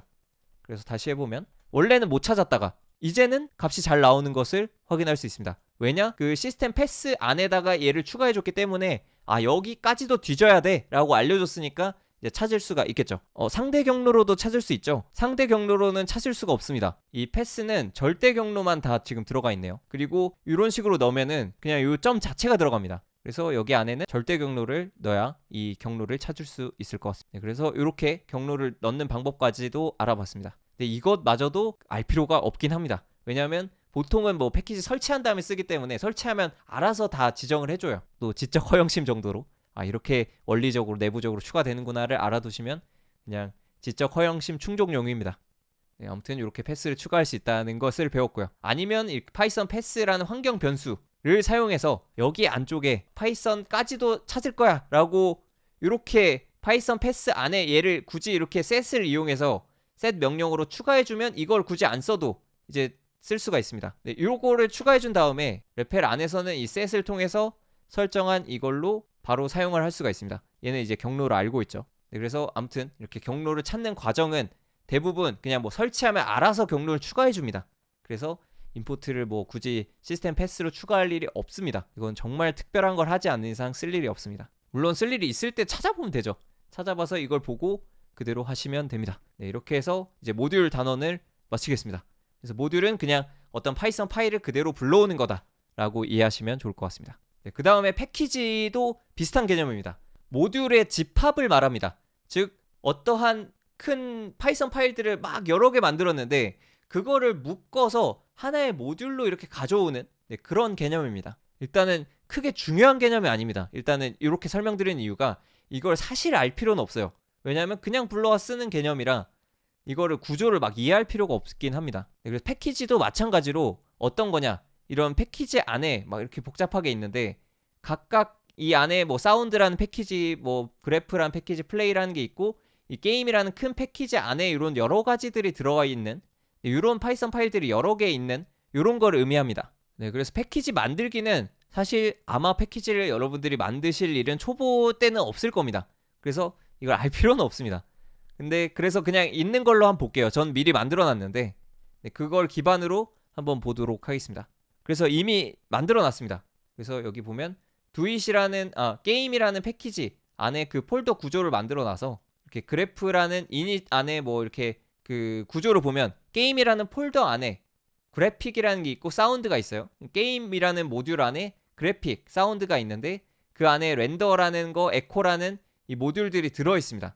네, 그래서 이런 구조를 봤을 때 이런 식으로 불러온다라는 걸 좀 보여드리면 그러면 이 게임이라는 모듈을 사용하기 위해서 그냥 이 바깥쪽에 하나 더 만들게요. 이 테스트, 지금 게임이라는 폴더가 있는 이 파이썬 안쪽에 지금 테스트라는 걸 만들었어요. 요렇게 같은 경로에 있죠 지금. 그래서 요렇게 바로 해보도록 하겠습니다. 이런 식으로 불러올 수가 있습니다. 어떻게 하냐, 이 게임이라는 폴더가 있으니까 게임 안에 있는 사운드 안에 있는 에코라는 파일, 네, 게임 안에 사운드 안에 에코가 있죠. 그러면 여기 안에 이제 에코 테스트라는 함수가 있기 때문에 이런 식으로 불러올 수가 있습니다. 그러면 임포트 게임 안에 사운드 안에 에코 이렇게 불러와서 이 에코 테스트라는 함수를 여기서도 사용할 수가 있습니다. 그래서 그냥 이 테스트.점 파일을 실행해보면 이렇게 에코라고 나오는 게 이걸 사용할 수 있기 때문이죠. 네, 어렵네요. 어려워는 이거는 어려운 게 맞는데 이걸 이해할 필요가 없습니다. 그냥 이렇게 가져와 쓴다라는 개념만 이해하시면 됩니다. 그래서 이걸 알 필요는 없습니다. 네, 그래서 이렇게 뭐 불러오는 방법 그냥 여러 개만 보여드리면 이런 식으로 마찬가지로 게임 안에 사운드 안에 에코를 불러와서 그거를 이제 from import 구문으로 에코만 따로 이렇게 불러오게 되면 게임.사운드. 이렇게 하나씩 갈 필요 없이 바로 에코의 에코 테스트 이렇게 불러올 수가 있겠죠. 그래서 실행해보면 마찬가지 똑같이 가져올 수가 있습니다. 네, 맞아요. 폴더 구조입니다. 그래서 게임 폴더 안에 사운드 안에 에코라는 파일을 가져오겠다 이겁니다. 그래서 모듈이랑 비슷한데 그냥 폴더로 여러 가지 뭉탱이 있는 걸 하나씩 빼와는 개념이라고 이해하시면 좋습니다. 아예 함수 단위로 가져올 수도 있어요. 여기는 지금 에코라는 파일을 가져온 건데 에코 테스트라는 함수만 가져올 수도 있습니다. 네, 이렇게 해도 에코 테스트 함수를 임포트 했으니 바로 그냥 갖다가 쓸 수가 있습니다. 똑같습니다. 얘도.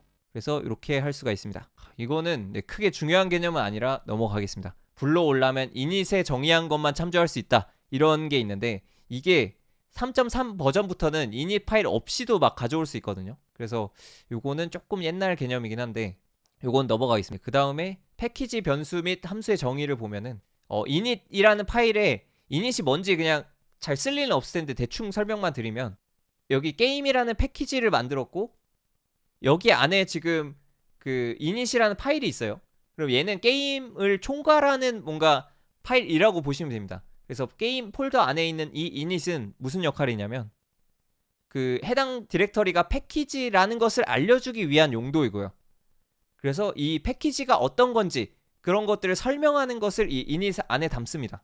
그렇다는 거는 이 init 안에 이런 걸 담을 수가 있겠죠. 그래서 이 게임이라는 패키지는 이렇게 생겼어. 버전이 몇이야.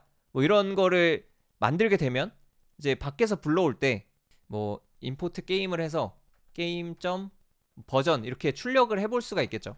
버전을 출력해보거나 아니면 프린트 게임, 네, 프린트 버전 인포라는 함수를 여기 init에 넣어놨으니까 이런 식으로 모듈을 불러왔을 때, 패키지를 불러왔을 때 이런 것들을 찍어볼 수 있는 그런 거를 보통 init 안에 담습니다. 그래서 이런 개념적인 거를 좀 배워봤는데 당연히 모르셔도 됩니다. 요 정도는 직접 패키지를 만들 일이 없죠, 딱히. 그 init 안에다가 요것도 조금 쓸데없는 개념이긴 한데 이 패키지 안에 요거를 미리 지정해 놓으면 이 게임 안에 이렇게 버전 말고 이렇게 미리 렌더 테스트를 가져오면은 이거를 바로 게임을 불러와서 쓸 수가 있는 겁니다. 이렇게 쓸 수 있다는 거죠. 그러니까 렌더 테스트는 게임 안에 그래픽 안에 렌더가 있는데 이 게임만 불러오고 렌더 테스트를 수행했을 때 이렇게 렌더가 불러와집니다. 즉 이 렌더 테스트를 이닛 안에서 이렇게 불러왔기 때문에 쓸 수가 있는 거죠. 그래서 이건 구조가 복잡한데 그냥 불러와서 쓴다라는 전체 개념으로 퉁칠 수 있는 개념입니다. 그래서 이거를 만들 일이 진짜 거의 없으니 그냥 이런 게 있구나 정도만 보시면 되겠습니다. 패키지 초기화 이런 것도 이닛이라는 게 이제 처음 시작할 때 패키지를 불러올 때 쓰는 개념이니까 이런 코드가 들어가 있다면 임포트를 하자마자 이게 출력이 된다 막 이런 건데 크게 중요하지 않습니다. 그냥 생성자와 비슷한 패키지를 불러올 때 실행되는 거다 정도로 이해하실 수가 있겠습니다. 그래서 요거는 그냥 각각 불러오는 방법을 좀 배워본 거고요. 그 다음에 뭐 이런 별표 이런 거는 그래도 알아놓으면 좋으니 요거를 써보도록 하겠습니다. 별표는 뭐냐? 테스트.py 할 때 게임 안에 사운드 안에 여러 가지가 있으면 그걸 다 불러오고 싶다 라고 하면 별표를 써줍니다. 그래서 별표를 써주면 다 불러오는데 그냥 다 불러와서 쓰면은 이건 잘 되네. 이거는 왜 그러냐면 제가 미리 써놨기 때문입니다. 게임 사운드 안에도 마찬가지로 이걸 만약 안 써놨다고 이건 제가 써놓은 건데 그냥 게임의 사운드 밑에 있는 모든 것을 불러와서 쓰면은 오류가 납니다. 왜냐 에코가 어디 있는 거야 하고 못 찾는데 이 별표가 무슨 의미냐면 이 게임 안에 지금 사운드 안에 이닛 안으로 들어가서 이 이닛에 있는 것을 참조합니다. 즉 여기에 에코가 있지만 이 all이라는 거 안에 어떤 모듈들이 지금 이 사운드라는 패키지 안에 포함되어 있는지를 쭉 적어줘야 이거를 그대로 불러와서 쓸 수가 있습니다. 즉 얘를 살리니까 오류가 안 나고 바로 잘 나오는 걸 볼 수가 있죠. 즉 이 별표는 init 안에 있는 이 all이라는 거를 참조해서 가져온다 라고 이해하시면 되는데 너무 어렵죠. 이거를 알 필요가 없습니다. 패키지는 모듈을 모아놓은 디렉터리의 개념이 맞습니다. 정확합니다. 그래서 디렉터리 안에 어떤 모듈들이 있는지를 막 쭉 저장해서 이렇게 모아놓은 게 패키지다 라고 이해하시면 좋을 것 같습니다. 그래서 그냥 가져온다의 개념 이것만 아시면 됩니다. 별표는 그냥 다 가져오는 개념이다 정도를 이해하시면 됩니다. 릴레이티브 패키지 요것도 조금 쓸데없는 개념이라 그냥 요거는 쭉 보고 넘어가도록 하겠습니다. 릴레이티브 패키지는 뭐 패키지 안에서 다른 패키지를 부르고 막 이런 개념인데 이렇게 쓸 일이 거의 없죠. 그래서 요것도 이렇게 이런 거 있죠. 점점을 쓰면은 이전 폴더라는 의미입니다. 그러니까 이전 폴더가 무슨 의미냐면 이런 거 있죠. 지금 C의 파이썬이잖아요. 근데 cd 점점을 하게 되면 이전 폴더로 갑니다. 즉 C의 파이썬에 있다가 그 이전 폴더가 이제 C 폴더잖아요. 그러니까 이렇게 이전으로 넘어가는 게 점점의 개념입니다. 요 정도만 이해하시면 되고 나머지는 딱히 모르셔도 됩니다. 다음 거는. 그래서 이 점점이 그 이전 거다라고만 이해하시면 됩니다. 여기 부모 디렉터리이고 점은 현재 디렉터리 요것만 아시면 될 것 같아요. 그래서 그 뭐 모듈 중에서도 뭐 폴더 뒤로 갔다가 그 안에 있는 모듈 선택하고 이럴 때는 이 뒤로 가기를 여기 써주면 되겠죠. 그래서 이렇게까지 해서 이제 패키지를 다뤄봤습니다. 그래서 모듈 패키지는 통틀어서 그냥 가져와 쓴다만 알면 되지 다른 거는 굳이 알 필요는 없습니다. 그리고 그냥 뭐 실용적인 거 하나 알아두자면 이런 게 있습니다. 임포트하고 모드 3를 하는데 as m 이렇게 해서 줄여 쓰는 것도 많이 씁니다. 그래서 좀 실용적인 걸 배워보자면 이게 무슨 뜻인가를 알면 좋겠죠. 그래서 모드 3 이게 되게 이름이 길다 싶으면은 이렇게 한 글자로 줄여서 as라는 걸로 쓰기도 합니다. 그래서 m.add 이런 거를 쓸 수가 있겠죠. 그러면은 이 모드 3를 다 안 쓰고도 이렇게 줄여 쓴 글자 as 뒤에 있는 요걸 갖다가 이렇게 쓸 수가 있습니다.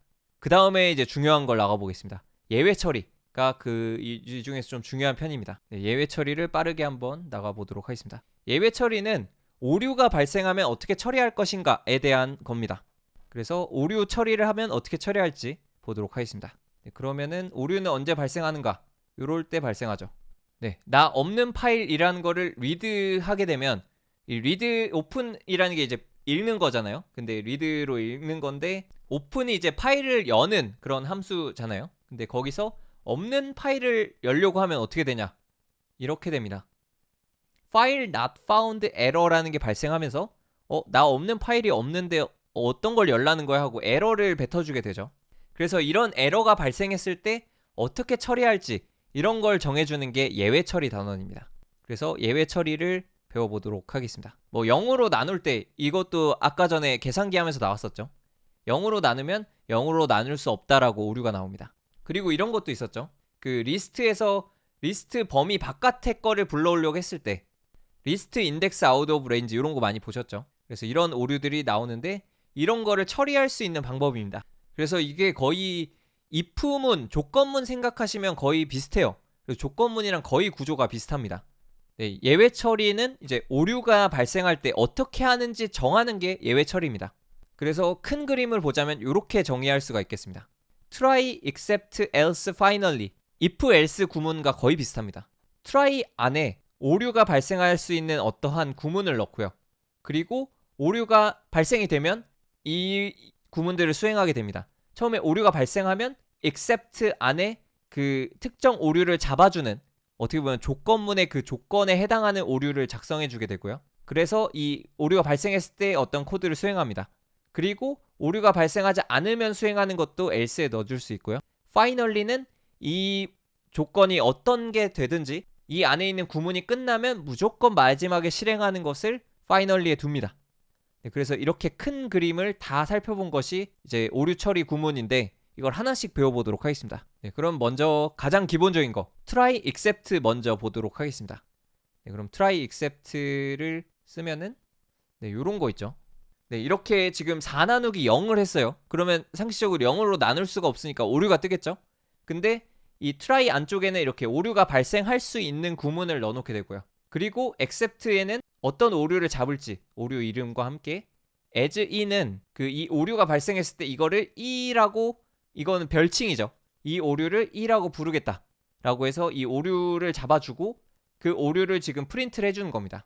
그럼 실제로 실행을 해보면 네, 이렇게 division by zero라는 오류가 여기 프린트가 된 것을 확인할 수 있습니다. 네, 그러면 여기에 뭐 오류 발생하고 이런 원하는 문구를 넣어주게 되면 마치 if, else 구문처럼 이렇게 실행했을 때 오류 발생이라는 게 오류를 잡았기 때문에 이게 수행이 됩니다. 그래서 오류가 발생되면 그거를 잡아서 처리하는 개념이라고 보면 되겠습니다. try finally. 네, try finally는 뭐냐? 뭐 예를 들어 오픈했는데 없는 걸 했는데 오류가 발생하든 뭐 어쨌든 간에 파일을 열었던 거는 닫아야 되잖아요. 그래서 이런 구문에 있어서 finally는 무조건 수행할 문장을 적어줍니다. 즉 어떠한 try 안에 무엇을 수행하더라도 결국에는 file.close는 해줘야 이제 파일이 닫히니까 이렇게 쓰는 경우 finally는 무조건 실행되는 거를 finally에 써줍니다. 제로 디비전 에러 적어도 대문자 소문자를 구분합니다. 이 제로 디비전 에러도 클래스예요. 이렇게 마우스 올려놓으면 클래스라고 나오죠. 앞에 대문자기도 하고.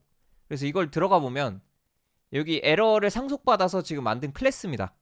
그래서 이 암떼떼띡 에러를 들어가 보면 네, 이것도 exception이라는 걸 상속받았고 exception을 보면 또 베이스 exception을 상속받아서 결국에 이 베이스 exception을 기반으로 만든 클래스입니다. 그 에러 종류 중에 하나를 클래스로 만든 거고요. 그래서 당연히 대소문자가 중요합니다.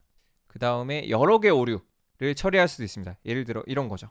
네, 이렇게 여러 가지 오류가 날 수 있는 구문을 안에 넣어놓고 제로 디비전 에러가 나올 때는 0으로 나눌 수 없습니다를 출력해주고 인덱스 에러가 나올 때는 인덱싱 할 수 없습니다라고 처리해준다면 이렇게 되겠죠. 지금 먼저 발생하는 게 인덱싱이 안 됐기 때문에 오류가 났겠죠. 여기서 3번째 인덱스는 없으니까. 그래서 지금 인덱싱 할 수 없습니다가 출력이 됩니다.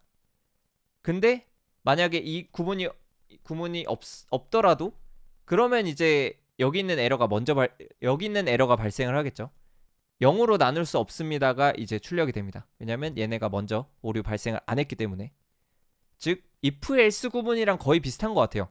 그래서 오류가 발생할 수 있는 상황들을 쭉 이렇게 작성해 놓고 여기서 뭔가 오류가 빵 발생하면 그에 맞추어서 여기서 발생한 오류에 맞게 이렇게 갑니다. 이렇게 오류에 맞게 가게 되는 거예요. 네, 요 구조 크게 이해되시나요? 즉 트라이 안에 오류가 발생할 수 있는 구문을 넣으면 except에 맞춰서 그 오류가 발생한 구역으로 찾아가서 처리를 하게 됩니다. 네, 그래서 이런 식으로 오류 메시지를 as 2로 받아서 볼 수도 있어요. 아니면은 네, 이런 식으로도 쓸 수가 있습니다. 두 개 이상을 그냥 한 번에 except로 이렇게 튜플로 묶어서 이렇게 처리할 수도 있습니다. 그러면 이제 알아서 받아서 이렇게 처리를 하게 됩니다. 그래서 이거를 주석하면은 얘는 이제 제로 디비전 에러가 나오게 되겠죠. 네, 이렇게 쓸 수도 있습니다. 그 다음에 try else가 뭔지 보도록 하겠습니다. 네, else는 오류가 없을 경우에 수행되는 문장입니다. 그래서 이런 게 있겠죠.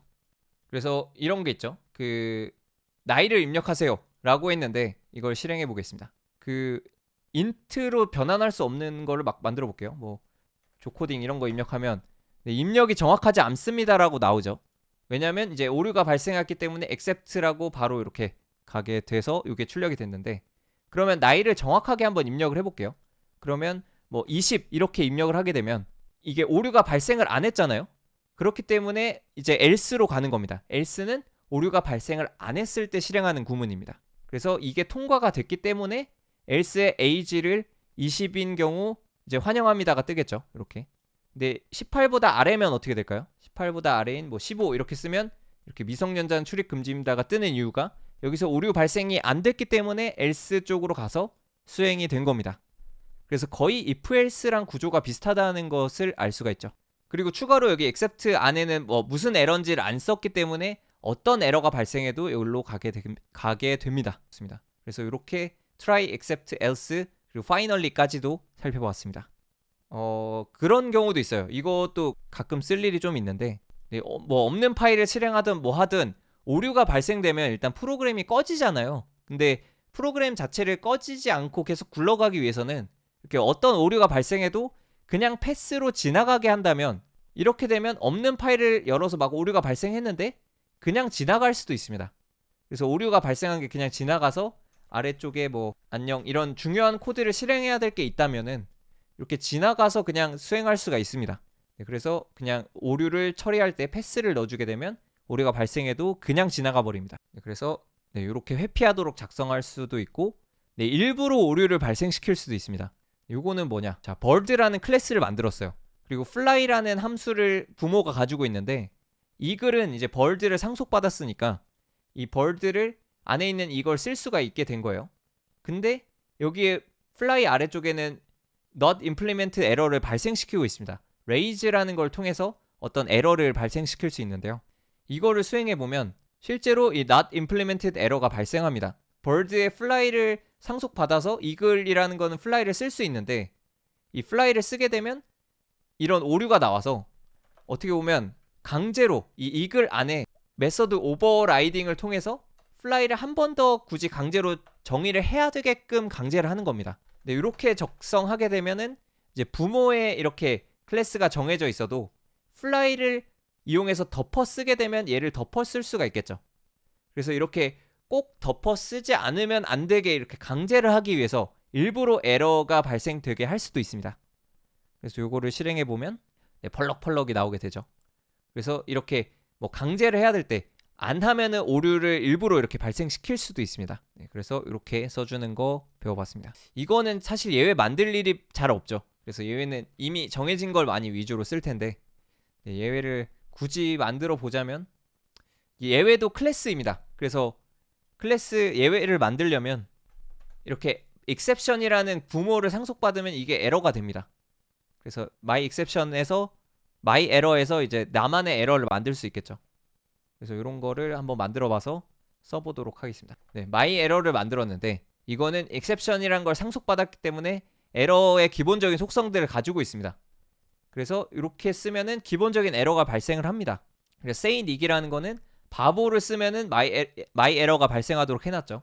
그러면 한번 써보면 여기에 함수를 호출할 때 바보를 넣어서 호출하게 되면 이렇게 my error라는 게 에러가 났습니다. 네, my error가 발생을 했죠. 그래서 이렇게 할 수가 있겠습니다. 네, 그래서 이렇게 바보를 쓰면 에러가 발생하는 거를 볼 수가 있죠. 그래서 예외 처리도 이런 식으로 셀프로 할 수가 있습니다. 셀프로 예외 처리를 하게 되면 네, my error라는 걸 잡아서 이렇게 출력하게 만들면은 에러를 잡아서 이렇게 지금 이가 없기 때문에 이렇게 아무 메시지도 안 뜨는 건데 이 에러 메시지를 추가해 줄 수도 있습니다. 추가해 주려면 이 에러 클래스에 이렇게 추가하면 됩니다.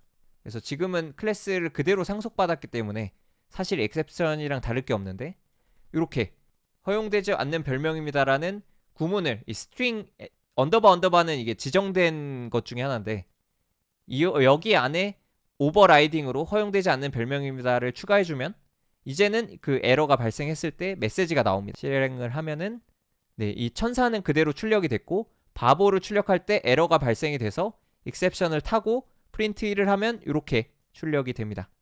이렇게 출력된 이유는 여기에 추가를 해줬기 때문입니다. 네, 이렇게 에러를 만드는 것까지 봤는데 사실 이렇게 에러를 만들 일은 잘 없습니다. 네, 그래서 이것도 지적 허용심용으로 배워봤습니다. 네, 그래서 이렇게 해서 예외 처리까지 봤고요. 그 다음에 내장 함수 표준 라이브러리 외부 라이브러리는 키 막 엄청 중요한 개념은 아니기 때문에 빠르게 좀 볼 수는 있을 것 같습니다. 그러니까 중요한 개념이 아니라는 거는 그냥 너무 많아요. 너무 많아서 각각 사용법이 다 다릅니다. 그래서 이거를 배우는 거는 딱히 의미는 없고 그냥 자주 사용되는 거 위주로 이게 이런 함수구나를 좀 익혀 놓으신 다음에 필요한 게 있을 때 그거를 찾아서 쓰는 거지 그걸 다 외우실 필요는 없습니다. 그러면 하나씩 보도록 하겠습니다. 먼저 내장 함수를 보자면 파이썬에서는 기본적으로 내장된 함수들이 있습니다.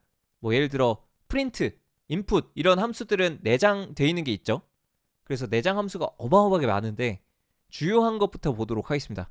일단 가장 기본 개념은 그 파이썬을 이미 내장 함수가 있으면 예를 들어 프린트라는 함수 잘 만들어 놨잖아요. 근데 굳이 프린트라는 함수를 처음부터 설계해가지고 만들 필요가 없겠죠.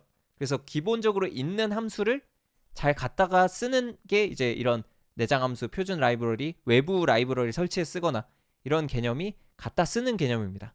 그래서 여기 Don't reinvent the wheel, 바퀴를 다시 만들지 마라라는 말이 굉장히 유명한데 이미 있는 것이 있으면 다시 만드느니 그냥 가져다 쓰라는 개념입니다. 그래서 내장 함수, 표준 함수, 외부 함수 다 그냥 가져다가 쓸 수 있는 것들이 어떤 게 있는지 그냥 보는 시간입니다. 그래서 프린트, 뭐 딜, 타입 이런 것들이 다 지정된 이미 내장된 파이썬 안에 있는 이미 있는 함수죠.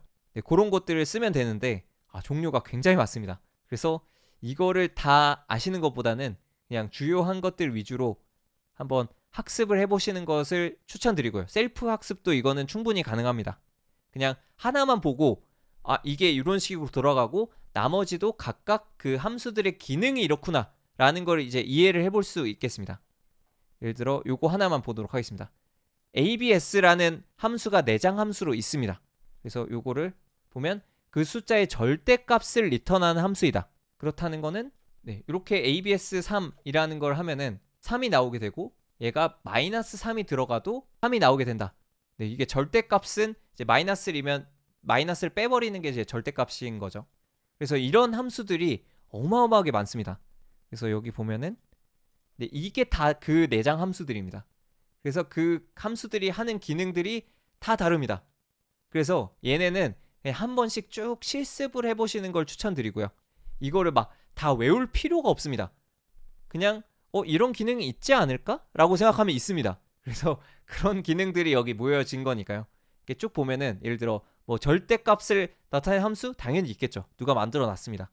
그리고 all이라는 것도 뭐 여러 가지 값들이 있는데 true면은 모두 참이면 true, 거짓이 하나라도 있으면 false를 리턴하는 이런 함수도 있습니다.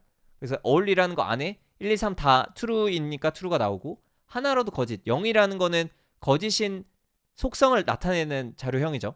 그래서 false가 나오고 뭐 이런 것들이 엄청 많습니다. 맞아요. 대표적으로 int형, string형 그 형 변환하는 거 이런 거 내장 함수죠. 다 이런 내장 함수가 너무 많기 때문에 그냥 쭉 한번 보시면서 각각 기능이 다 다르니까 이런 기능이 이렇구나라고 한 번씩 실습을 해보시면 좋을 것 같습니다. 그래서 많이 쓰는 거를 보면은 이런 거 있죠. 뭐 이거는 많이 쓸지는 모르겠는데 뭐 목과 나머지 이런 거 하나씩 구할 수도 있는데 두 개 한 번에 구하려면 뭐 div 모드 이런 거 쓰면 되고 enumerate 이런 거는 리스트를 마치 딕셔너리처럼 쓰게 하는 겁니다. 이런 리스트가 있으면 각각의 enumerate를 통해서 인덱스와 그 밸류를 각각 뽑아내서 0 body, 1 foo 이런 식으로 인덱스와 밸류를 각각 뽑아내는 뭐 이런 것도 있고, 근데 이런 거는 너무 많기 때문에 그냥 쭉 보시면서 아 이렇게 사용하는구나를 한 번씩 실습을 해보시면 좋을 것 같습니다. ID 이런 거는 이전에 메모리 배우면서 좀 배웠었죠. 써봤었죠. 네, 그래서 이런 것들을 다 한 번씩 사용을 해보시기 바랍니다. 그래서 요거는 그냥 실습을 하실 수 있게 열어놓도록 하겠습니다. 그래서 이걸 다 다룬다는 건 좀 의미가 없을 것 같고요. 왜냐하면 그냥 진짜 그 함수의 사용법입니다. 그래서 함수의 사용법은 다 다릅니다. 그래서 쭉 한번 써보시면 좋을 것 같습니다. 그 다음에 표준 라이브러리는 어떤 거냐? 내장된 게 아니고 임포트해서 쓰는 거를 이제 표준 라이브러리라고 부릅니다. 근데 임포트해서 쓰되 따로 막 설치를 해서 쓰는 게 아니라 임포트라는 명령어와 함께 쓰는 것을 표준 라이브러리라고 부릅니다. 그래서 이것도 하나만 보겠습니다. 데이트 타임 이런 거 많이 쓰는데 이런 거를 보도록 하겠습니다. 네, 임포트의 개념 배웠었죠. 그래서 가져와서 쓰는 건데 데이트 타임이라는 걸 쓰면은 이런 날짜를 다루기에 굉장히 좋은, 그래서 데이트 타임을 가져와서 데이트를 지정을 해줍니다. 그러면 21, 12, 14 이런 걸 지정해줘서 데이 1을 만들고 데이 2를 만든 다음에 이걸 한번 출력을 해보면 프린트 데이 1을 해볼게요. 데이 네, 이렇게 생겼습니다.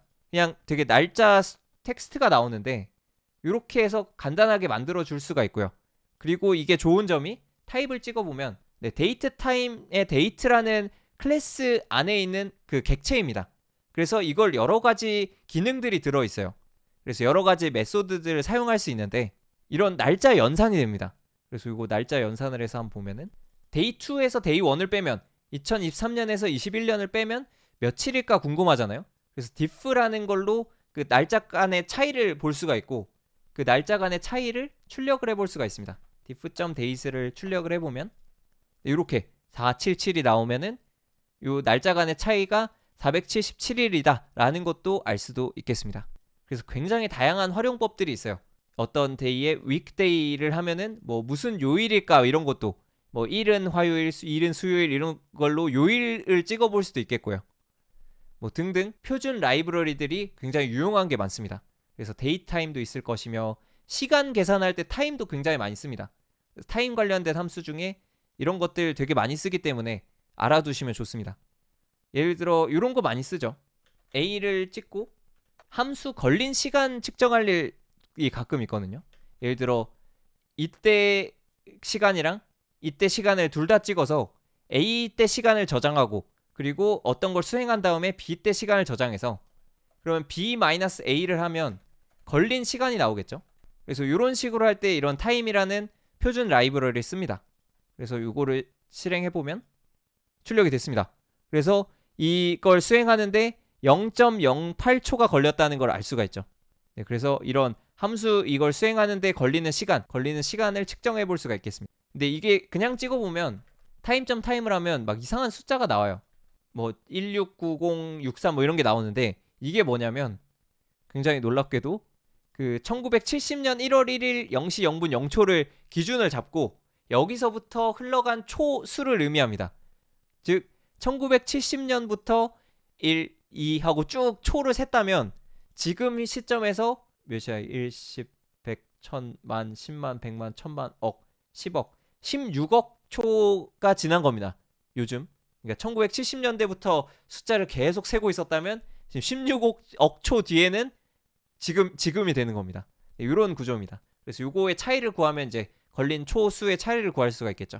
그래서 이런 것들을 쓸 수 있는데 뭐 로컬 타임 이런 것도 있어서 그냥 현재 시간이나 뭐 여러 가지 이런 요일부터 뭐 다양한 것들을 계산할 수 있는 게 이제 표준 라이브러리입니다. 그래서 이런 거의 사용법을 안다면 파이썬을 이용해서 뭐 날짜를 계산하거나 날짜를 빼거나 이런 것들을 해볼 수가 있겠죠. 그래서 이런 주요 함수들 뭐 time.sleep을 쓰면은 이렇게 코드가 막 빨리 실행될 텐데 time.sleep을 걸어서 천천히 실행할 수도 있습니다. 요거까지도 하나 보면은 이런 거 있죠. 이거를 실행을 해보면 time.sleep이 있기 때문에 0, 1, 2 이렇게 1초에 하나씩 출력이 됩니다. 왜냐? time.sleep 1을 걸어놨기 때문에 기다렸다가 실행하고 하는 거를 할 때 타임점 슬립을 많이 씁니다. 네, 그래서 이렇게 1초에 하나씩 출력하게 하는 거 이런 것도 쓰게 되고요. 즉 이런 표준 라이브러리들을 많이 알고 있으면 이런 다양한 스킬들을 구사하기가 좋습니다. 네, 그래서 이런 거 쓰는 방법 배웠고 요거는 거의 안 쓰는데 네, 뭐 최소 공약수, 최소 공배수 이런 것도 편하게 구할 수 있는 표준 라이브러리들이 많습니다. 뭐 조합, 순열과 조합 이런 거 구하는 수학적 라이브러리도 많고요. 근데 이거를 다 다루는 건 너무 길기 때문에 그냥 이런 게 있구나. 그리고 심지어 이런 건 자주 사용되지도 않습니다. 그래서 자주 사용되는 거 위주로 쓰면서 배우는 게 최고고요. 그래서 그냥 이런 거는 불러와서 쓰는 표준 라이브러리이구나만 이해하시면 됩니다. 네, 그래서 이거는 쭉 한번 실습을 해보시길 권장드리고 막 엄청나게 알 필요는 없습니다. 그냥 이런 외장 라이브러리 사용법들은 각각 다르기 때문에 각각 배우는 개념입니다. 네, 그래서 이거는 한번 쭉 실습을 해보실 수가 있겠습니다. 네, 그 다음에 외부 라이브러리를 보도록 하겠습니다. 누가 만들어 놓고 그걸 인터넷에 막 공개를 해놨어요. 그럼 그걸 다운받아서 설치해서 쓰는 경우도 있겠죠. 그거를 이제 외부 라이브러리라고 부릅니다. 그리고 PIP라는 도구를 이용하여 설치를 하게 되는데요. 네, 요거를 보자면은 뭐 PIP를 보도록 하겠습니다. PIP가 뭐냐? 파이썬 모듈이나 패키지를 쉽게 설치할 수 있도록 도와주는 도구입니다. 그래서 PIP를 이용해서 파이썬에 있는 외부 라이브러리를 가져와서 내 파이썬에 설치를 할 수가 있습니다. 그래서 사용법을 좀 알아보자면 PYPI 안에 파이썬 패키지들이 어떤 게 있는지를 볼 수가 있는데요. 요거를 보도록 하겠습니다. 네, 요런 곳입니다. 그래서 여기에서 파이썬을 이용해서 만든 패키지들을 사람들이 올려놓습니다. 그래서 뭐 대표적으로 판다스 이런 거 검색해보면 사람들이 이렇게 만들어서 올려놨어요. 그래서 이런 게 설치하려면 이 명령어를 이용해서 설치할 수 있다. 뭐 이런 것도 있고요. 짱화공님, 필요한 외부 함수는 비주얼 스튜디오 코드에서 확장하는 거랑 PIP 인스톨이랑 무슨 차이가 있나요? 그거는 비슷한 개념인데 VS 코드 안에서 쓸 수 있는 도구는 그 익스텐션으로 설치를 하게 되고요. 예를 들어 뭐 라이브 서버 이런 거 있죠. 이런 거는 그냥 VS 코드에서 서버를 띄울 때 쓰는 거지 파이썬 안에서 뭔가 실행할 때 쓰는 건 아니에요. 그래서 이 익스텐션은 그냥 VS 코드, 즉 어떻게 보면 예를 들어 이 메모장이 있어요. 근데 글씨가 막 심심해요. 이거 까만색이 좀 심심한데? 하고 여기에 막 무지개 형광빛 글씨를 넣는다. 이런 게 이제 에디터 차원에서의 그 익스텐션이고요. 파이썬 프로그램 차원에서의 익스텐션은 PIP 뭐 이렇게 해서 설치하는 거라고 보시면 됩니다. 그 다음에 그러면은 뭐 PIP 인스톨로 설치를 할 수 있고 PIP 인스톨 어떤 패키지 이름 혹은 PIP uninstall 어떤 패키지 이름으로 설치와 삭제를 명령어로 진행을 할 수가 있습니다. 뭐 특정 버전이 필요할 수도 있겠죠. 그러려면 그 패키지 이름 뒤에 등호를 쓰고 패키지 버전을 적으면 그 버전의 패키지가 설치가 됩니다. 네, 그리고 최신 버전을 설치하려면 그냥 패키지 이름만 쓰면 자동으로 최신 버전이 설치가 됩니다. 그리고 업그레이드 하려면 그 마이너스 업그레이드를 쓰게 되면 패키지 이름 쓰기 전에 그러면 최신 버전으로 업그레이드가 됩니다. 그러면 일단 궁금할 수 있잖아요. 내 파이썬에는 어떤 패키지들이 지금 설치되어 있는가를 보려면 PIP 리스트라는 명령어로 볼 수가 있습니다. 내 파이썬에 어떤 게 설치되어 있나, 이거는 이 명령어 창에서 쓰시면 됩니다. PIP 리스트라고 쓰면은 내가 지금 설치된 그 외부 라이브러리들이 어떤 게 있는지 이렇게 볼 수가 있습니다. 그래서 이런 것들이 지금 내 파이썬에 설치가 되어 있다라고 알 수가 있고요. 한번 그러면 외부 라이브러리 설치해서 사용하는 것을 해보겠습니다. 이 사용법은 다 각각 라이브러리마다 다 다르긴 합니다. 근데 하나씩 보면은 그 페이커라는 거를 한번 설치해서 써보겠습니다. 이게 어떤 거냐? 설치할 때는 pip install faker를 이용해서 설치할 수 있습니다. pip install faker를 하면은 이거는 faker라는 외장 라이브러리를 설치하겠다 인 거고, 여기에 엔터를 누르면 faker의 최신 버전이 자동으로 설치가 됩니다. 네, 그러면 이제 successfully 설치를 잘 끝냈고요. 그러면은 설치한 다음에는 import faker를 통해서 할 수 있는데, 여기 사용법은 여기 이런 사용법 있죠. 사용법은 당연히 처음부터 알 수가 없죠. 검색을 하면은 나옵니다. 그래서 여기 그 pypi 여기 안에서 보면은 페이커 어떻게 쓰는지 여기에 홈페이지도 있고요. 그래서 이 GitHub 이 패키지를 누가 만들었나 이런 것도 확인을 할 수가 있고, 그리고 뭐 소스 코드 여기 볼 수 있고, 더큐멘테이션 문서도 연결이 되어 있습니다.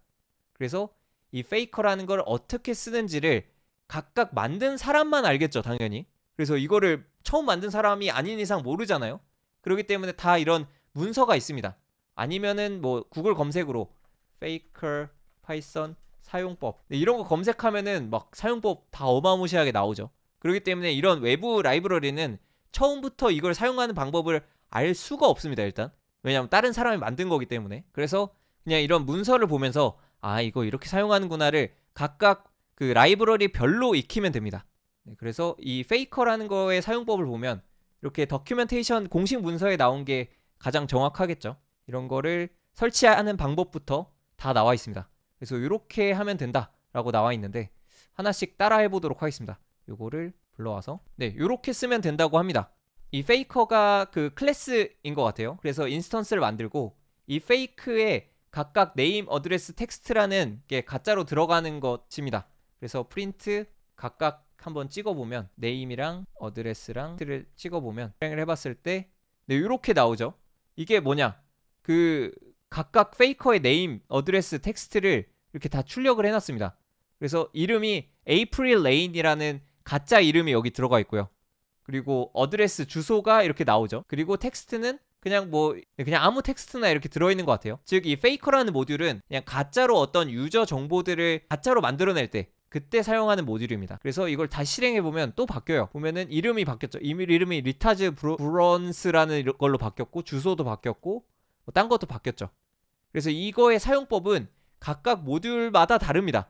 그래서 각각 라이브러리마다 달라요. 맞아요. 코딩하는 이진범님이 좋은 거 말씀해 주셨는데, 컨트롤 클릭하면 이게 어떻게 생겼는지 볼 수가 있어요. 얘도 누군가 만들었을 거잖아요. 이 페이커라는 클래스가 어떻게 생겼는지 이렇게 파악을 해볼 수가 있습니다. 오늘 배운 생성자가 여기 있죠. 어떻게 생겼나도 살펴볼 수가 있습니다. 그래서 가짜 이름, 주소 이런 거 생성할 때 쓰는 라이브러리인데 이런 것들이 엄청나게 많습니다. 대표적으로 데이터 분석할 때는 판다스, 넘파이 이런 거 많이 쓰죠. 아니면 인공지능 할 때는 텐서플로우, 파이토치를 막 쓰는데 그런 것들의 사용법 다 그냥 파이썬 기초만 알면 그 공식 문서를 보고 이 외장 라이브러리는 이렇게 쓰는구나 라는 걸 익혀서 사용하면 되는 개념입니다. 처음부터 아는 건 말이 안 되고요. 그냥 그거를 하나씩 공부해 나가면서 외장 이 사람이 만든 이 텐서플로우라는 라이브러리는 이렇게 쓰는구나 라고 사용법을 익히시면 되는 개념입니다. 그래서 당연히 이거의 사용법을 처음부터 알 필요가 없습니다. 그래서 하나씩 배워 나가는 겁니다. 그래서 이런 것도 된다고 합니다. 페이커의 한글 이렇게 바꾸면은 한글 이름으로 바뀐다고 해요. 실행을 하면 김승현 씨로 바뀌었습니다. 페이커 네임이. 그리고 어드레스, 주소도 한국 주소가 나오고 텍스트는 근데 영어로 나오네요. 아무튼 이런 식으로 쓸 수 있는 게 이 만든 사람이 다 각각 다르게 만들었으니까 이런 거를 각각 그 라이브러리 활용법들을 공부해서 사용하실 수가 있겠습니다. 그렇게 해서 이제 외부 라이브러리들 사용법들을 쭉 봤는데 이거는 다 외울 필요가 없고 공식 문서 혹은 구글링 혹은 챗GPT를 통해서 다 알 수가 있는 정보기 때문에 사용법은 각각 그것만 따로따로 그냥 필요할 때만 찾아서 공부하시면 됩니다. 그래서 이렇게 사용법들을 쭉 외부 라이브러리들 예시로 사용하는 것들이 쭉 나와 있습니다. 그래서 저는 이 심파이라는 걸 써본 적이 없거든요. 근데 이런 식으로 안 써본 라이브러리도 다 공식 문서가 있습니다. 그래서 검색해보면 이런 PI에 검색해보면 나옵니다. 그래서 여기에 홈페이지도 있고 소스 코드도 있고 사용법도 심파이 사용법 하면은 다 나옵니다. 그래서 이거를 외울 필요 없고 이런 식으로 각각 라이브러리마다 찾아서 그때마다 사용법, 방법을 익혀서 쓰시면 됩니다. 그래서 이거 다 외워야 되나라는 생각은 절대 안 하셔도 됩니다. 이렇게 해서 이제 외부 라이브러리 사용법까지 다 살펴봤습니다. 그래서 이렇게 오늘의 진도 파이썬 날개 달기를 끝냈습니다. 다음 장 이런 게 있죠. 파이썬 프로그래밍 어떻게 시작해야 될까니, 날아오르기니, 정규 표현식이니 이런 거 있는데 이런 것들은 약간 부가적인 개념이에요. 그래서 반드시 막 알 필요가 딱히 없긴 합니다. 이런 것들은 추가로 그냥 궁금하신 분들은 제가 녹화 강의를 올려드릴 테니 보시면 되고요. 파이썬 기초를 배운다고 한다면 딱 이 날개 달기까지만 배우시면은 파이썬의 웬만한 기초는 다 아시는 것이 됩니다. 네, 그래서 여러분들 고생이 정말 많으셨습니다. 네, 좋아요 한 번씩 꼭 부탁드리겠습니다.